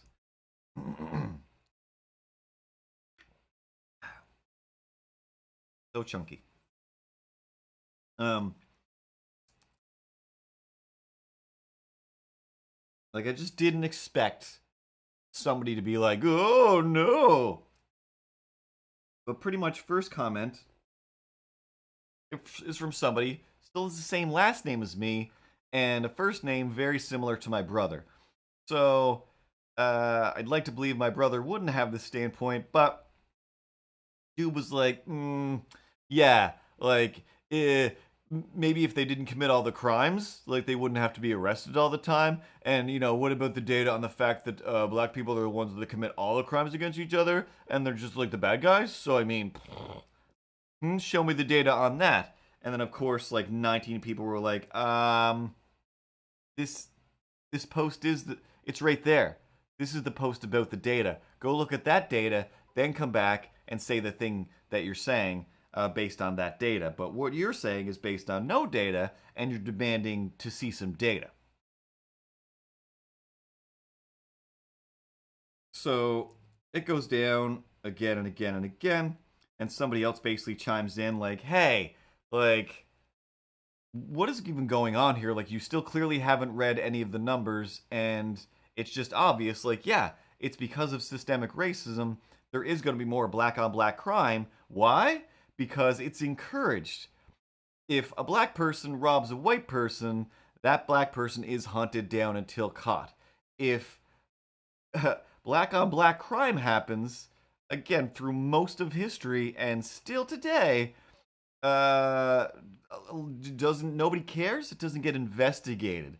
So if there is even one bad person in this big group here in this community, they get to rob everybody until they get to somebody who has some sort of power or clout in the white community to get some cops in there, because, we've all watched the movies where it's just like, yeah, the white, evil white mayor, the evil white senator is just like, the faster they kill each other off, the sooner we can develop that land. And then, whatever, our golf course, or whatever that movie's about that I'm making up in my head right now, / they're all about.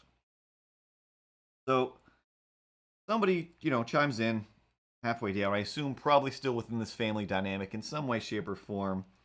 Also, the other Curtis is like a scientist or something. He's like, I want to say a physicist, but he's not a physicist. But definitely somebody else within the realms of those things was also like, I'm a very smart person. I went to expensive colleges like this. So he kind of ended up like just making fun of somebody. And somebody else was like, oh, yeah, like, so is that what happens? Like, you ask for data on this, you're given the data, and then when the data doesn't match what you believe, you just start calling names. And then he basically comes back with, like, oh, like, excuse me, I'm trying to have a conversation with my cousin over here. Hmm? The cousin being Curtis. And that made me angry because this is the openest forum in the world, and it's not your wall, it's somebody else's.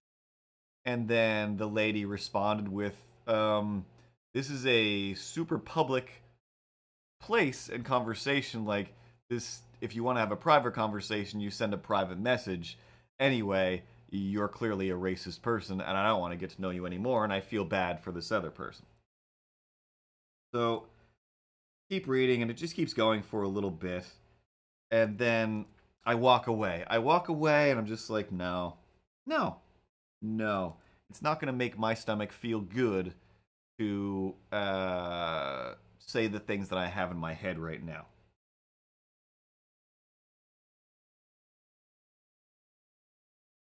And about 10, 15 minutes later, I go back and I'm just like, nope, too many things in my stomach and head right now that I need to dump on your face.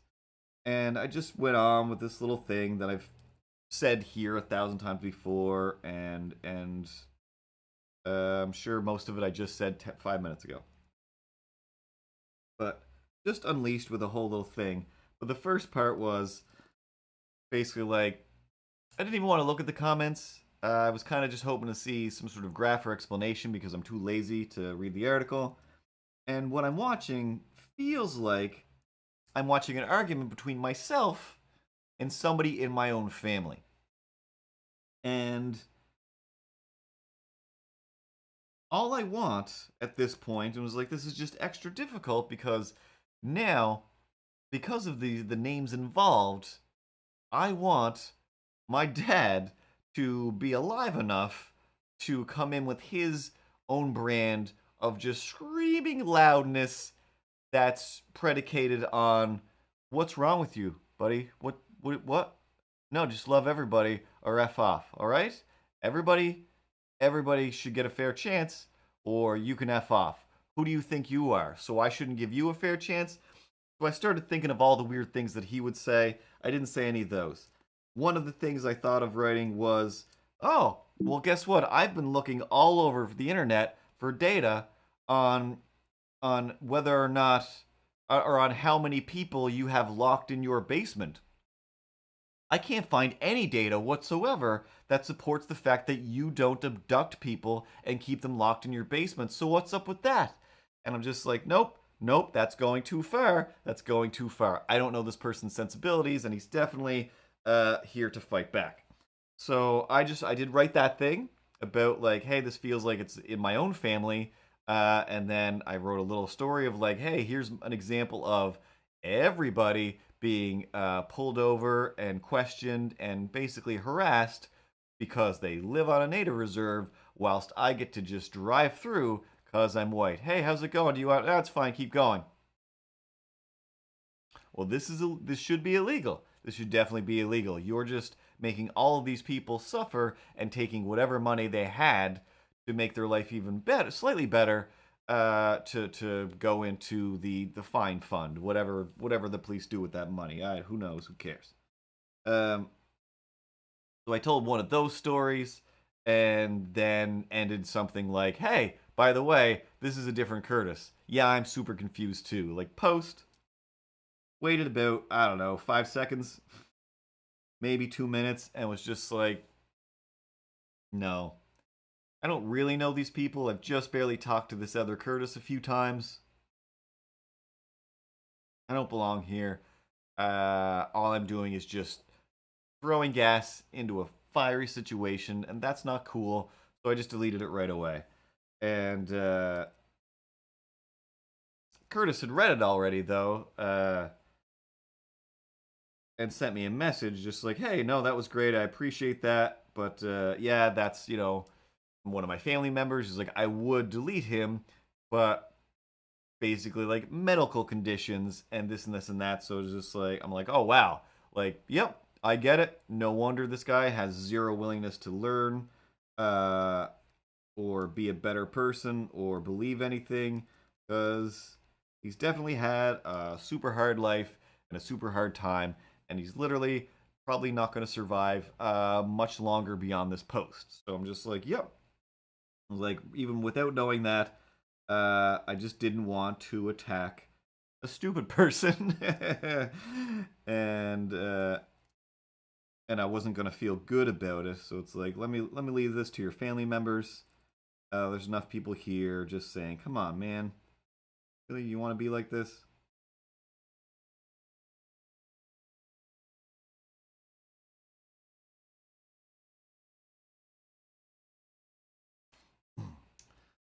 Where I was going with all of that slash, oh yes, enough bad stuff for 5 seconds. All right. Stream's almost over. Gonna wrap it up in about 20 minutes. And we didn't do the thing that I actually promised I was gonna do. I'm just over here doodling and talking about things. But the other weird thing was the last week when I said I stopped at the comic book store and I got a weird X-Men comic and read it in the park.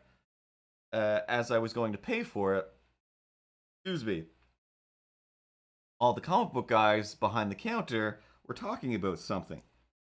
And I hadn't looked at the news or anything in a few hours, at least. And they said something, something, something. Well, Denver is gone. Denver is gone. Just like, what? What's happening now? Excuse me? Did you guys just say that Denver is gone? What are you? What? And they looked at me like, what's wrong with you? And I'm looking at them like, why are you so nonchalantly talking about, like, gone how? What? But I didn't get that many words out before, somebody else was still talking and realized they were talking about hockey. And it was like, oh, and this other team is out too. Like, oh, Denver hasn't been, like, wiped out because of some presidential proclamation or whatever. It's just, uh, uh, just totally a football. It's totally a hockey thing, which I also am just like, sports is happening? Somebody's spending time and money to put cardboard cutouts of fake people in the stands? That is a waste of everything. Part of the country is burning. Other parts of this country are rising in numbers of pandemicness. A lot of people are just being stupid. I'm over here eating plant-based beef and then getting sick of it halfway through the week and then going to McDonald's and then superly regretting that and my stomach going, nope, one or the other, and not the other, because that one always makes it happen like this. So,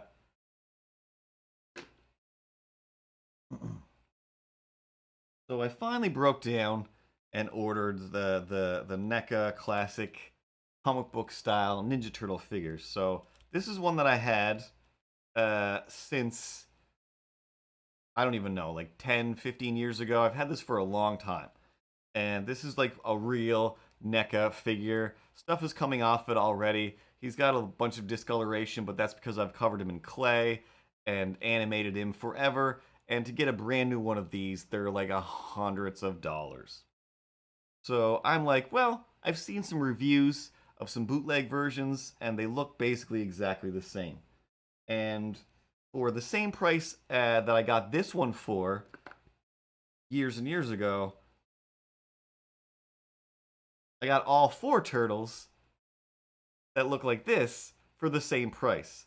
Now, at first glance, they're not too different, but there's a lot of differences. One, hey, look at how wobbly my legs are. Hey, well, they're not. He's getting a little pretty worn out, but considering this is straight out of the package. Packaging was weird. The head let's go try this camera here. So you can see this is the top of real Donatello and the top of fake Donatello. I don't know if you can see the seam through the middle of his head there. So what I believe they did over here is they took this figure, took all the pieces, and made molds out of this, because this guy is like slightly smaller, like just slightly smaller in that, and some of the deeper details, like on the chest plate here, he's got lots of little speckled kind of gradations. Whereas this one has way fewer. The color is like way different, way different. Not that that would really register, but way different. And the details themselves that are painted in are just a lot more subtle and well done on the real one. But the biggest, weirdest thing is on like the biceps and the ends of the toes of the fake one. I don't know if that comes across. They're like blue, so I think he's like molded in like blue plastic. And then yeah, so his head is two pieces instead of one molded piece, or they grind it down or something. But it's like it's pretty close. I do feel like every time I try to use the shoulders on these guys, that I'm absolutely going to break the arms off. The wrist, I don't know, the forearms look a little bit wonky compared to the real one. It's almost basically the same, but there's still just some like where the machinery or whatever was clamping it. It's just not quite the same. And the fingers, again, also super hard to show. Fingers on the real one,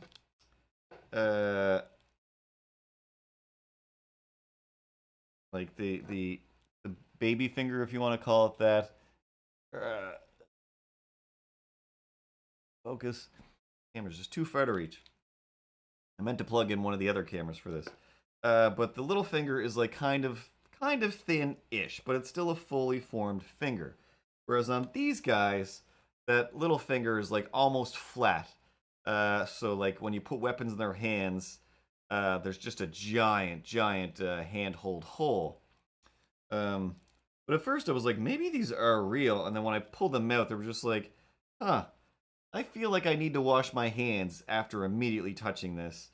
It's definitely a different plastic, but the quality is pretty far up there. Like, it's definitely like somebody who has access or did work at the factory at some point, or slash, there's still a whole factory somewhere making these and shipping them out. The back shell, again, basically the same. They didn't add the painted detail like is on this one, but again, still pretty impressive. I want to do some little bits of animation with them, but like I said, they're not quite as animation friendly as the real one. Some joints are really stiff, some are really loose, and like most of their legs are a lot stiffer than this Donatello leg. Like it feels like these are just gonna fly off, but it's still in there pretty tight. Forget the other. Oh yeah, so the packaging. I put that out in the kitchen. At first, I was like, "Is this how the packaging was?" Because it's in kind of like a cylindrical tube, has like cardboard or whatever on the top and on the bottom. But for one, all of the packaging was the same for all the turtles, and I know that anything you get like that, each package is going to be turtle specific. And then also when I opened it up, I'm just like, where's the other hands? The real ones came with extra hands and some extra like ninja stars and weapons and whatnot. And these guys just had whatever their main weapon is in their hand, twisted onto them. And then like the part at the top that says Teenage Mutant Ninja Turtles is just a printed off piece of paper in there, and not like a, I don't know, print shop specially cut shape and everything. But the fact that stuff like that exists makes me pretty happy. But still, quality did not have to be even remotely that close to sell these things. Like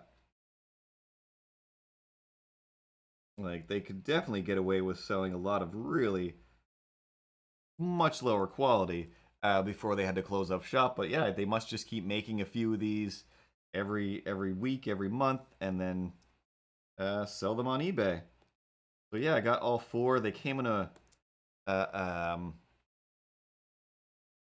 uh, styrofoam box, which I haven't seen in 1,000 years, and it was just taped closed, like just completely taped. I'm like peeling that open, leave everything there, spray everything down with disinfectant for a bit because it's like, oh, it came through other provinces and whatnot. I don't know who's breathing on this. Left it there for a little while, but the weird thing about that was one, I'm like, I don't even know what this is. And I was like, I guess this is Ninja Turtles? And the lady at the post office was like, Ninja Turtles? I'm like, yeah. I was like, there are these toys, blah, blah, blah. They're probably fake. Ordered them a long time ago. They just showed up. And she was like, oh, like, I know exactly what you're talking about. And I thought, like, oh, because you're a bit of a nerd too, which she definitely is. But she was like, oh, like, I came into the bedroom there the other day and my spouse had all of his clones lined up. I don't know what she meant by clones. I assume that she probably meant stormtroopers or clone troopers or something where there's a bunch of the same thing and he had a lot of them and she was like, I'm like, all right, cool, whatever.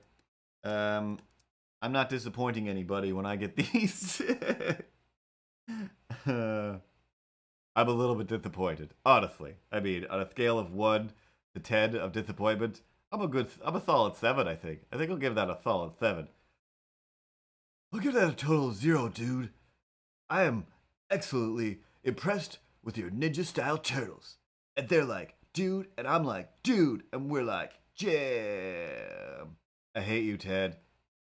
Shh, leave Ted alone. So, speaking of foot soldiers. Oh my god. This one I got a haircut? I don't even know. I went and I got a haircut. And pretty much right across from the haircutting place is the video game stores, the electronics boutique, and one wall is pretty much all action figures. And I'll always go in there and take a look. And usually I can walk in and be like, I don't need anything here, and I leave. Second last time I went, I got a Shredder because they had Shredder. And I'm talking like the 90s Ninja Turtle figures. All the rest of them, like, nope, got enough fully posable figures. Don't need any more. So I got a foot soldier over there. I don't think he's on this camera. That's definitely not that camera. Nope, all the stuff is in the way. But foot soldier that I've got. Foot soldier that I've got sitting on the couch. I gotta make a new couch. Go back in the other thing. And yeah, then they had a Shredder, and I'm like, well, I can't walk out of here without Shredder. So it's like, now I'm just going specifically to see if they do have any other turtle figures. I'm going to get them probably until I have all of them.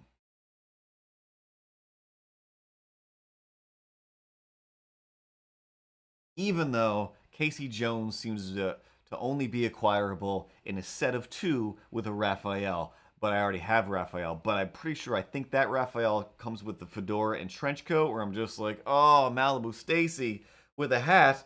I need it. I need it so bad. I don't need it at all.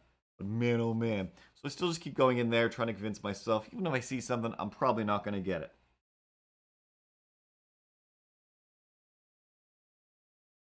But when you don't really go anywhere or do anything for months on end, you're like, oh, I deserve this now. I deserve this.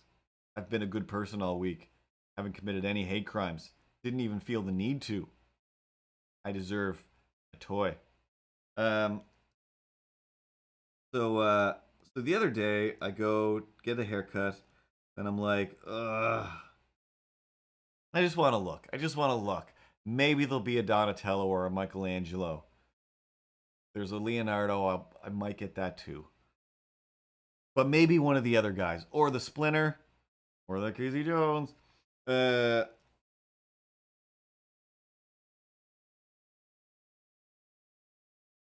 oh yeah, Space Goonies over there looking at old Sears books. Still pretty weird. Like when you go to like an old cabin or old place and you do find those, it's mind bending. Like I said, that Phallus at the movies. I watched it. I watched it all. I didn't think I was gonna watch even 5 seconds of it, and it's just him going. It's not even the Wish book. It's a regular catalog from the '80s, and oh, it's adorably, denimly crazy.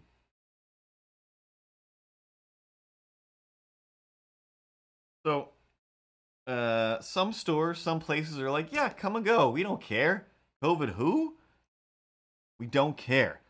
And the video game store is like, I'll be guarding the door. If you sanitize your hands, then you're allowed to touch stuff. If you don't sanitize your hands, you walk down this side here, you come back up this side here, you GTFO, unless you stop at the counter to pay. So there's like 2 people in here now, and we're really taking this one at a time. So I'm just like, am I going to stand in line? It's only a 1-person line at this point. I don't really have any. I technically have stuff to do, but I don't feel like doing it right now. So maybe I'm gonna waste another 20 minutes.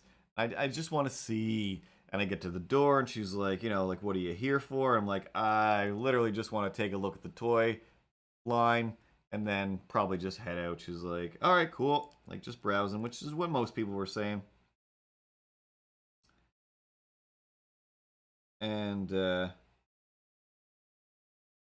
even though in my head I'm just like, I don't want to buy anything, and the odds of them having more turtle stuff now is ridiculous. Like, it wasn't that long ago that I was here, and I'm pretty sure whatever's there is still going to be the foot soldier that's still left or whatever. So finally, it's my turn. I re-sanitize my hands again, even though I don't plan on touching anything. Look at the video game bin for a second of secondhand games, but most of them are still for like PS4 now, and I'm like, I don't have one of those. Waiting for the people that are looking at the toys to keep going. And they finally finish their bit. They move on down the aisle a little ways, and I can look at the toys. Now, the turtle stuff is early on in the line, so it's basically like the first thing on the shelf. So I'm like, I'm already done. I don't care about anything else in here now. I'm already done. But what they had was 3 foot soldiers, I think. 3, maybe 4 foot soldiers, and that's all they had. But the one they had right out in front was the other foot soldier. I've got this one, but there is another, Yoda said. There is another. Another there is. But the only difference is, if you've memorized the original 90s, or 1990, 1991, whatever it was, Ninja Turtle movie, like I kind of have for the most part, when uh, when the antique shop below April's apartment is being torn apart by foot soldiers. There's like a foot soldier with nunchucks and swords, all the things. They have all the different weapons, but mostly you notice nunchuck guy and axe guy. And there's a guy comes in, he's just handing out these axes, and they're just kind of just weird ninja axes. And that's really the only difference. Is this one has like, I think, a sword maybe, or a sai, and this axe, and this guy has a couple pairs of nunchucks, and then they both have ninja stars and whatever. The same hands. Oh god, yeah. Especially if it's around the right year. There was like, that's all I did was stare at those pages, the Batman playset and the Ninja Turtle stuff, and just be like, what even is this? What even is this? I'll never see this stuff in real life. Oh, 1991 for sure. Prime. Prime. Got a movie trying to sell a cartoon. So many things.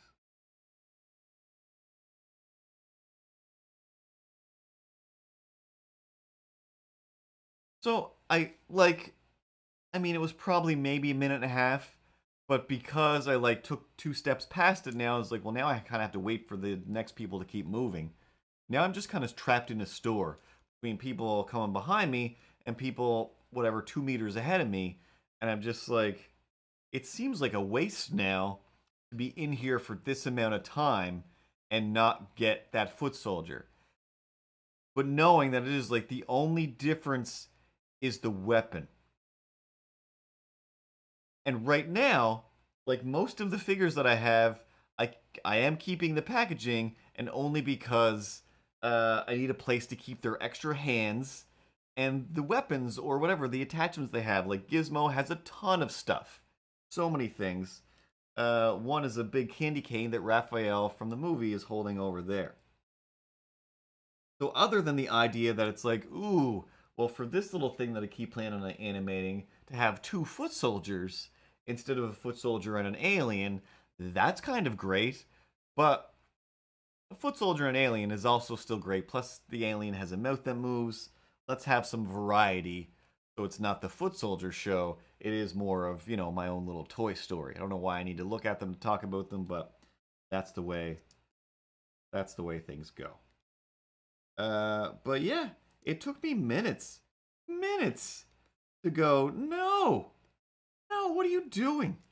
Don't you dare pay $30 plus tax for a thing that you already have at home to get Malibu Stacy's extra hat. Now, to get the Raphael trench coat and hat, that's a different story. I've got like a collection of Raphaels over there. That was the other impetus for getting these bootlegs, was, well, I need a Raphael in this version as well because I've got the weird bootleg Spanish classic, whatever it is, superposable Raphael thing. Then I got the 90s movie one. I got a little Lego one. I got a little other kind of not quite Lego one, Cleo or something it's called. And this other weird one that came in a set of a little Raphael and a little Michelangelo that are just adorable. That's it. So it's like, well, I have to complete this thing, but now I have to rearrange the little toy shelf to accommodate all 4 of them, and it just seems weird to, I don't know. Collecting things is stupid and confusing, and I try not to do it.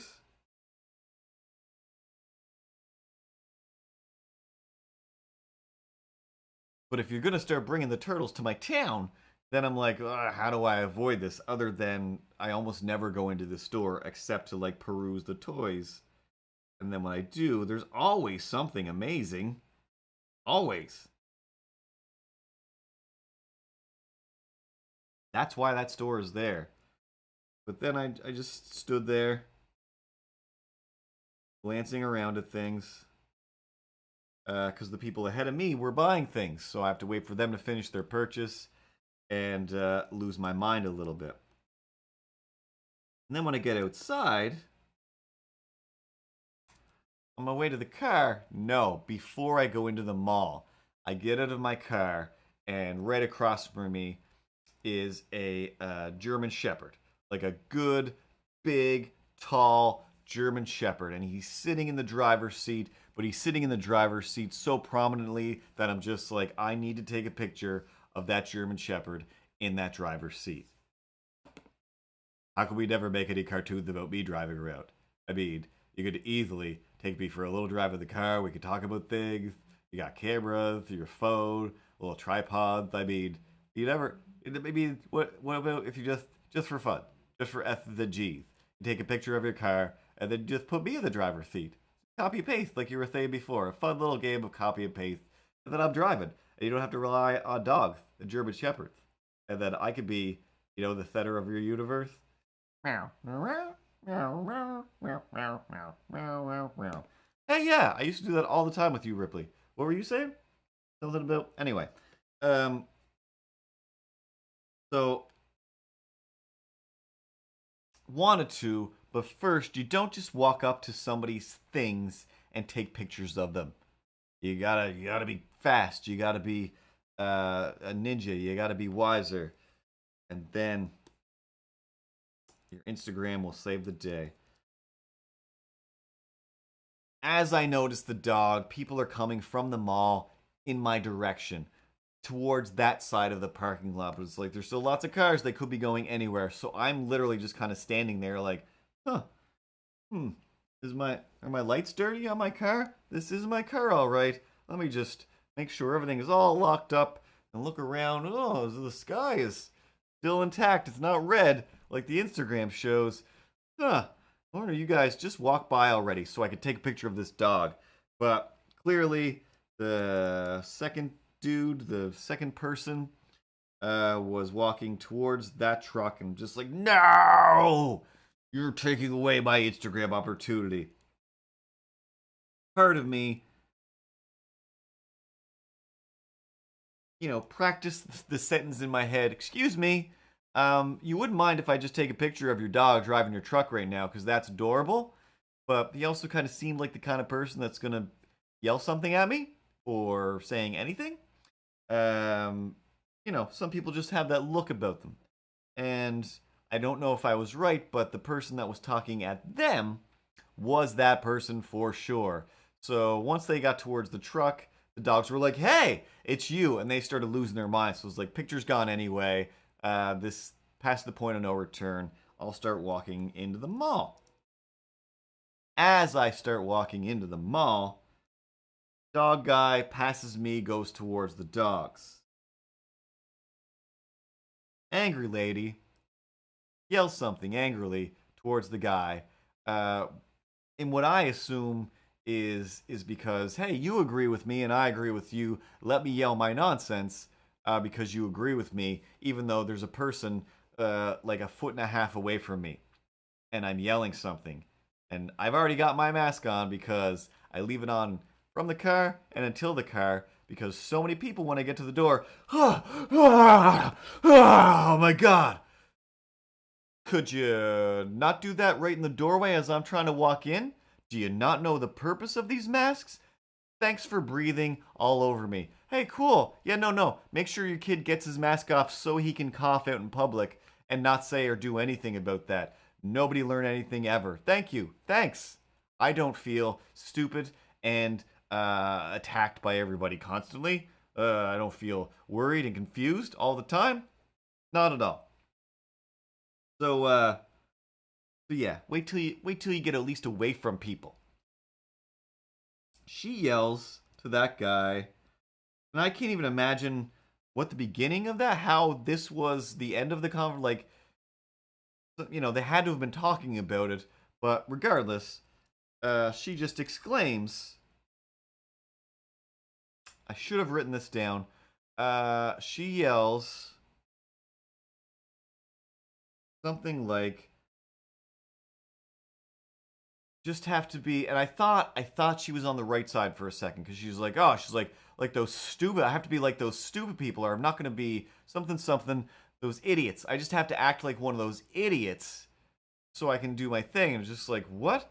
And I thought she was saying those idiots who won't wear masks because she had a mask. She was taking it off, but what she was doing was taking off her mask and saying, oh, he was like, if I have to act like one of these idiots and wear a mask so that I can go do my shopping, and then that's what I'll do. Not if I have to do the least amount of effort and put a mask on to keep other people safe.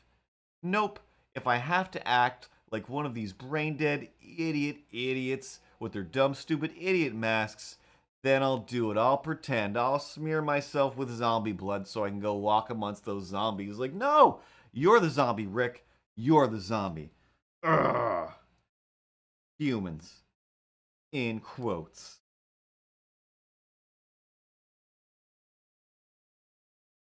There goes a train carrying people and stuff, stuffing people and keeping it real. So that infuriated me. But yeah, like I said, after all that, this morning I woke up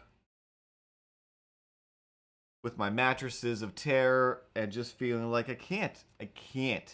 Like just, I don't know if you've ever gotten weird anxiety situations, but just laying there and just kind of trapped in your own body, because even though none of these mattresses are real, my arms are just like, I can't. Like, I can't. They're just, I can't lift them. I can't. There's nothing I can do. I'm just so distraught over whatever. I can't even remember dreaming and knowing that like what we're getting into after this is just unacceptable. Again, all the fires, all the whatever. So I managed to pull a little bit of energy out of somewhere, and I'm just like, I know how to like I if I can just get up and start working on something, I won't even think about this anxiety for a little while at least. But I need to get moving. I was like, I should. I was like, I know most of the answer is get up and do a little bit of exercise, do anything. And I got up because it's like, if I don't now, then I'm not going to be able to get up for work. And if I call in, like, I'm sorry, I can't do it today, I am a mess. I just can't. I just can't. All the weight of everything just beat me to death in my sleep, and I'm done. So I need a break today. But if I sit down and start working, then it's like, oh, the day goes by, I do something, and I don't feel crazy anxious all day. It's just like literally like hours will go by, and I'm like, oh yeah, I forgot. I felt terrified of just things in the world happening to people all the time. And but yeah, so I got up and I'm gonna do some exercise. I'm just like, no, I just don't want to. I don't have it in me. Oops, and I pasted apples over top of apples. So I did like, whatever, 4 minutes of yoga or something like that. I just started to try and do something. And I'm like, I just have to, I gotta get out. I gotta just go for a walk, feel the air, etc. And then went for a walk and turned up a road that I like literally never walk up. Never. I'll drive up it all the time, all the time. Go down the road, drive up this road to get on the next road. For some reason, that's my pick, or it was. And then summertime came. Maybe this started last year, I guess. I don't even remember now. And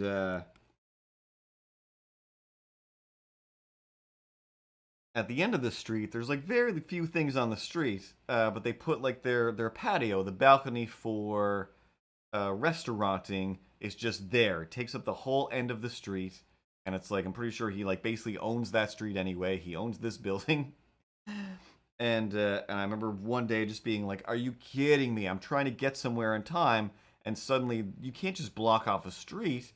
I'm like, "All right, I'll pull into this parking lot and turn around."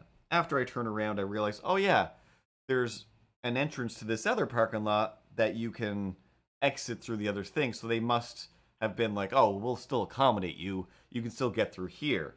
And it wasn't until today, months later, when I walked through there, I'm like, oh, they cut that part off.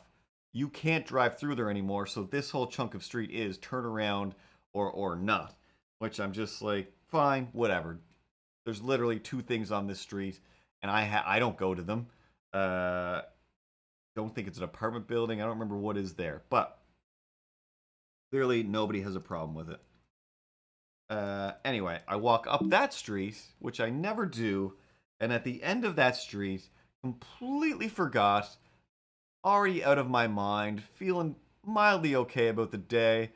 As the exercise fills in and the stress starts to fall out, and I come around that balcony, the patio. There's got a fence. There's like an area where they play live music all the time.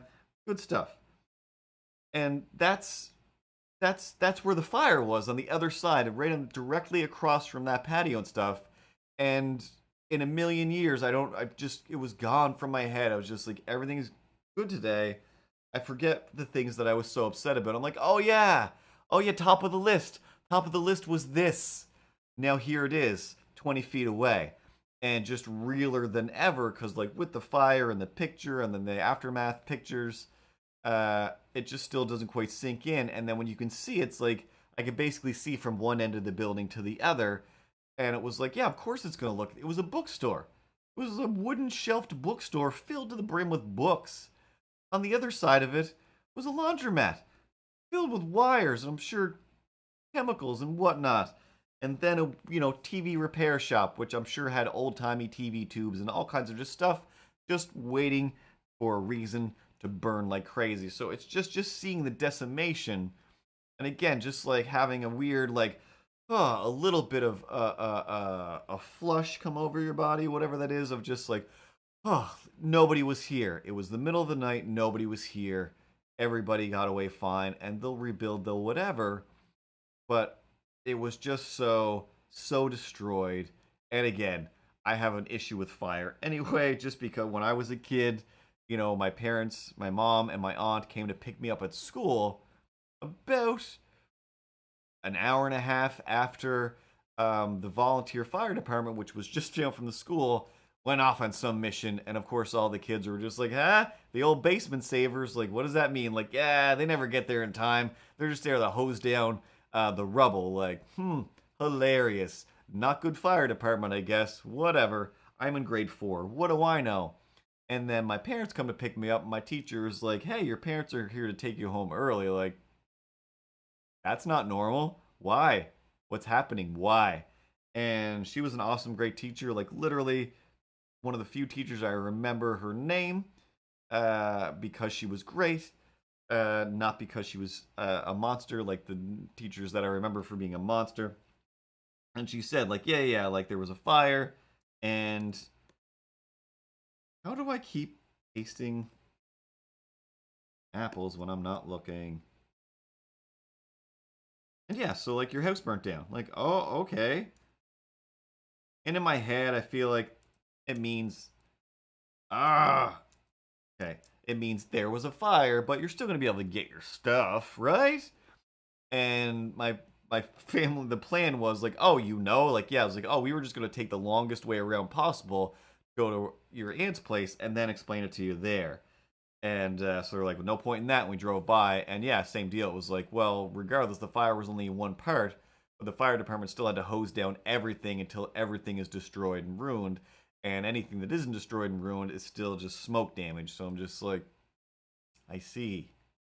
And then when you look inside, it was just like everything's just melted to everything else. And realistically, when to again get perspective on things, when it's like you're worried about stuff, when I say stuff, it's like you don't need to worry about stuff.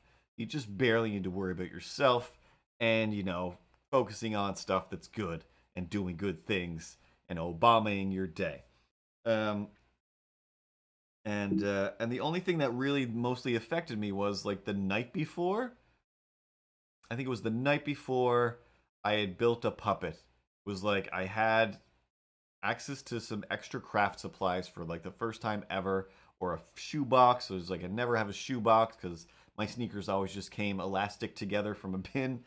But I had shoebox. I had some like string. I had some like straws, big thick straws that I could run string through, and I had like kind of marionetted the arms and had some kind of wire or stick so I could move the arms, head.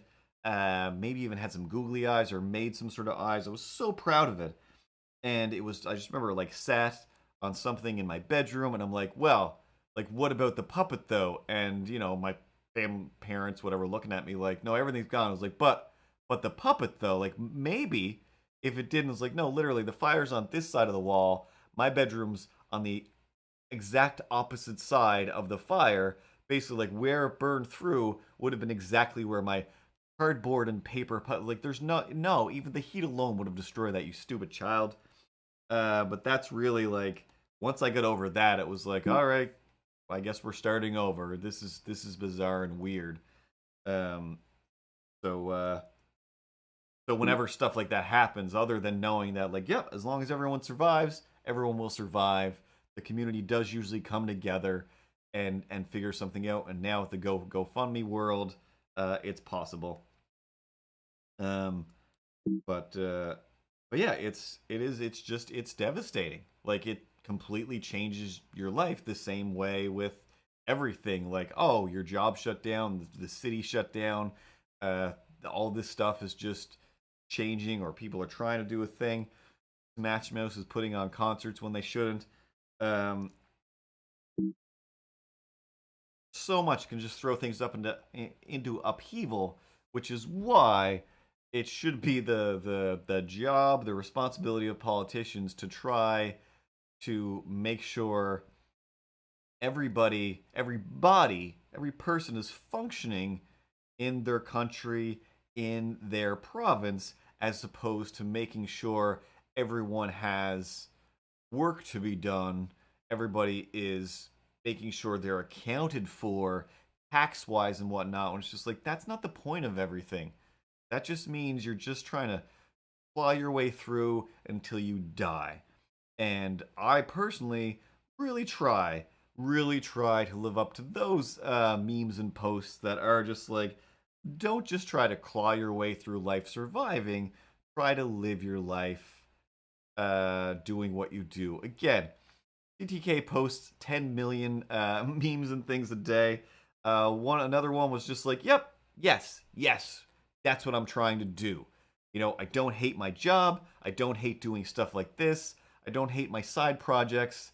I want to do them. I can't wait to get up in the morning and do them. And this walk this morning was a 6:30, 7 o'clock in the morning walk, which I haven't done in 1,000 years.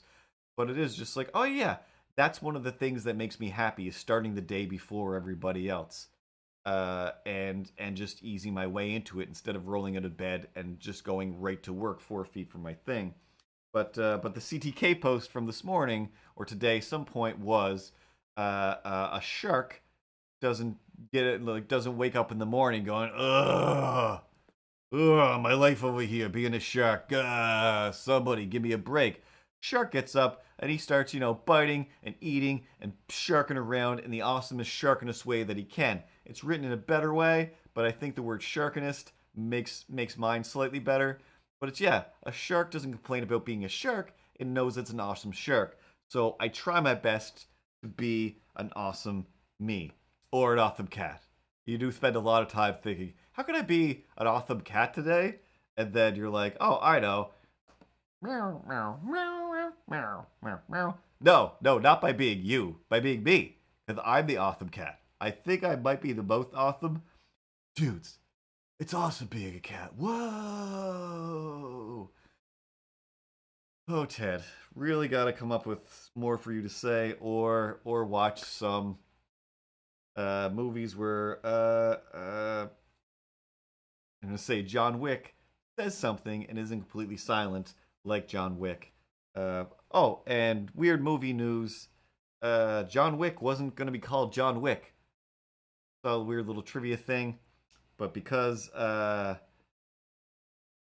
Reeves couldn't remember the name of the movie, he just kept calling it John Wick. So they're like, he keeps telling everyone it's called John Wick. We have to just change it to John Wick now. Keanu Reeves has more clout in Hollywood and in the world than us, naming it whatever we want to name it, so now it's called John Wick forever. And I'm okay with that. I'm okay with that. And it's also why I don't like working with people, because they end up changing the name of the things that you have. Anyway, that's this week's comic strips workings. I'll add some words to that probably tomorrow at lunchtime. Post it. I'm going to try and play some more Soviet Jump Game in the evenings. I did play it a little bit there the other day. I still love it, but I had some issues trying to log in, so I was like, I'm not going to stream this. I'm pretty sure it's going to crap out on me. But man, oh man, I still, no matter how bad I lose or how great I win, still enjoy that game so much. So much. I mean, I've only played it like 10 or 15 times, I'm sure. But it's intense and it's fun. Don't forget we have books. Ripley, do we still have a book commercial here somewhere?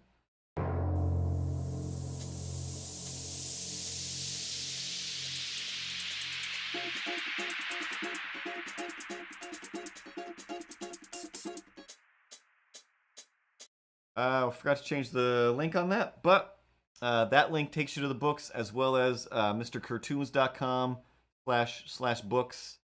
Also takes you there.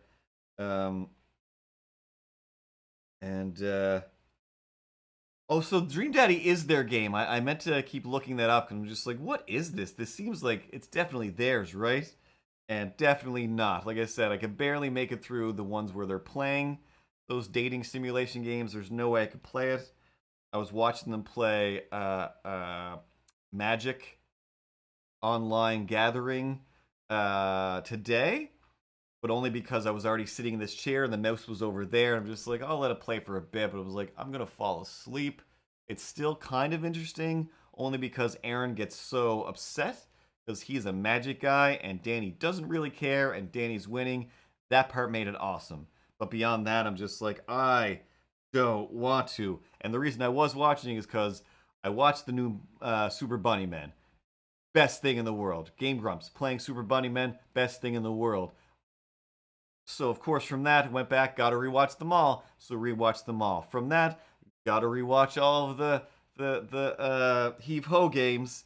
And then from that, I left, I started eating, cleaning, doing whatever, setting things up. So when I came back in the room, then it was playing the Magic the Gathering or something else.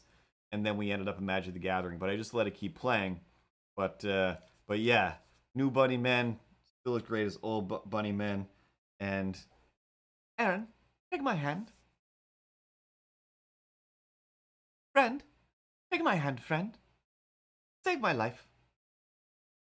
And explode. I think that's everything. New website, all those things. We did some news overlay. I forgot. I'm still on location on this room. Later on, I'll go somewhere else.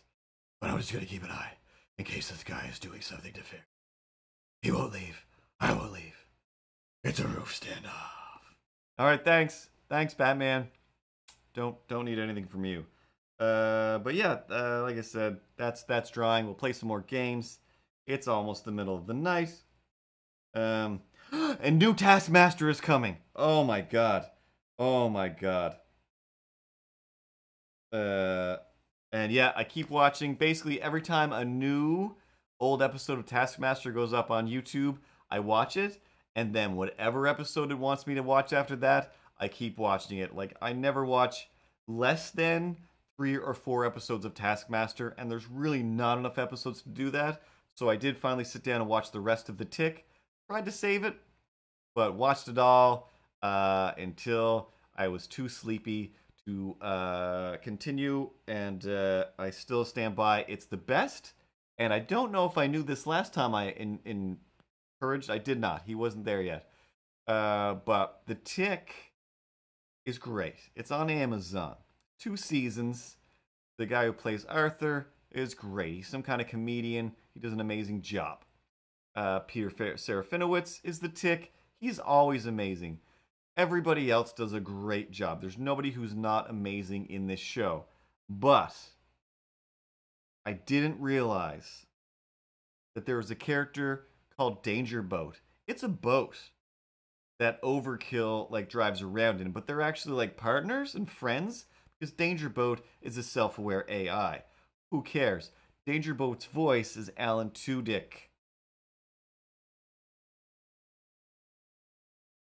Enough said. Dara Blake, Taskmaster. It's a British show. I haven't watched the American one. I wouldn't bother with it.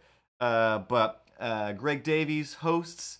Alex Horn is this other comedian. He creates these tasks. They bring these other British comedians to a place, and they give them a little task on a card, and they try to figure out how to make that thing happen in the shortest amount of time or the least amount of whatever. And it's always genius. Always genius, Daryl. Always genius and amazing. Oh my god. So amazing, so genius. And amazing and genius. So amazing, dude. Nope, can't do the voice anymore. I lost it. Ripley, I think we're done. It's been a real episode.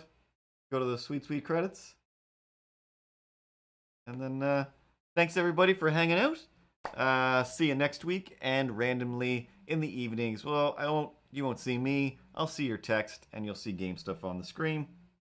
No escape rooms, really. But mostly... Alright, before I go. One of my favorites, I feel like this explains it the best. There's 5 comedians, I think. Yeah, 5. So one of them was, here's like a ball of some kind. I forget what kind of ball it was. Let's say it was a tennis ball.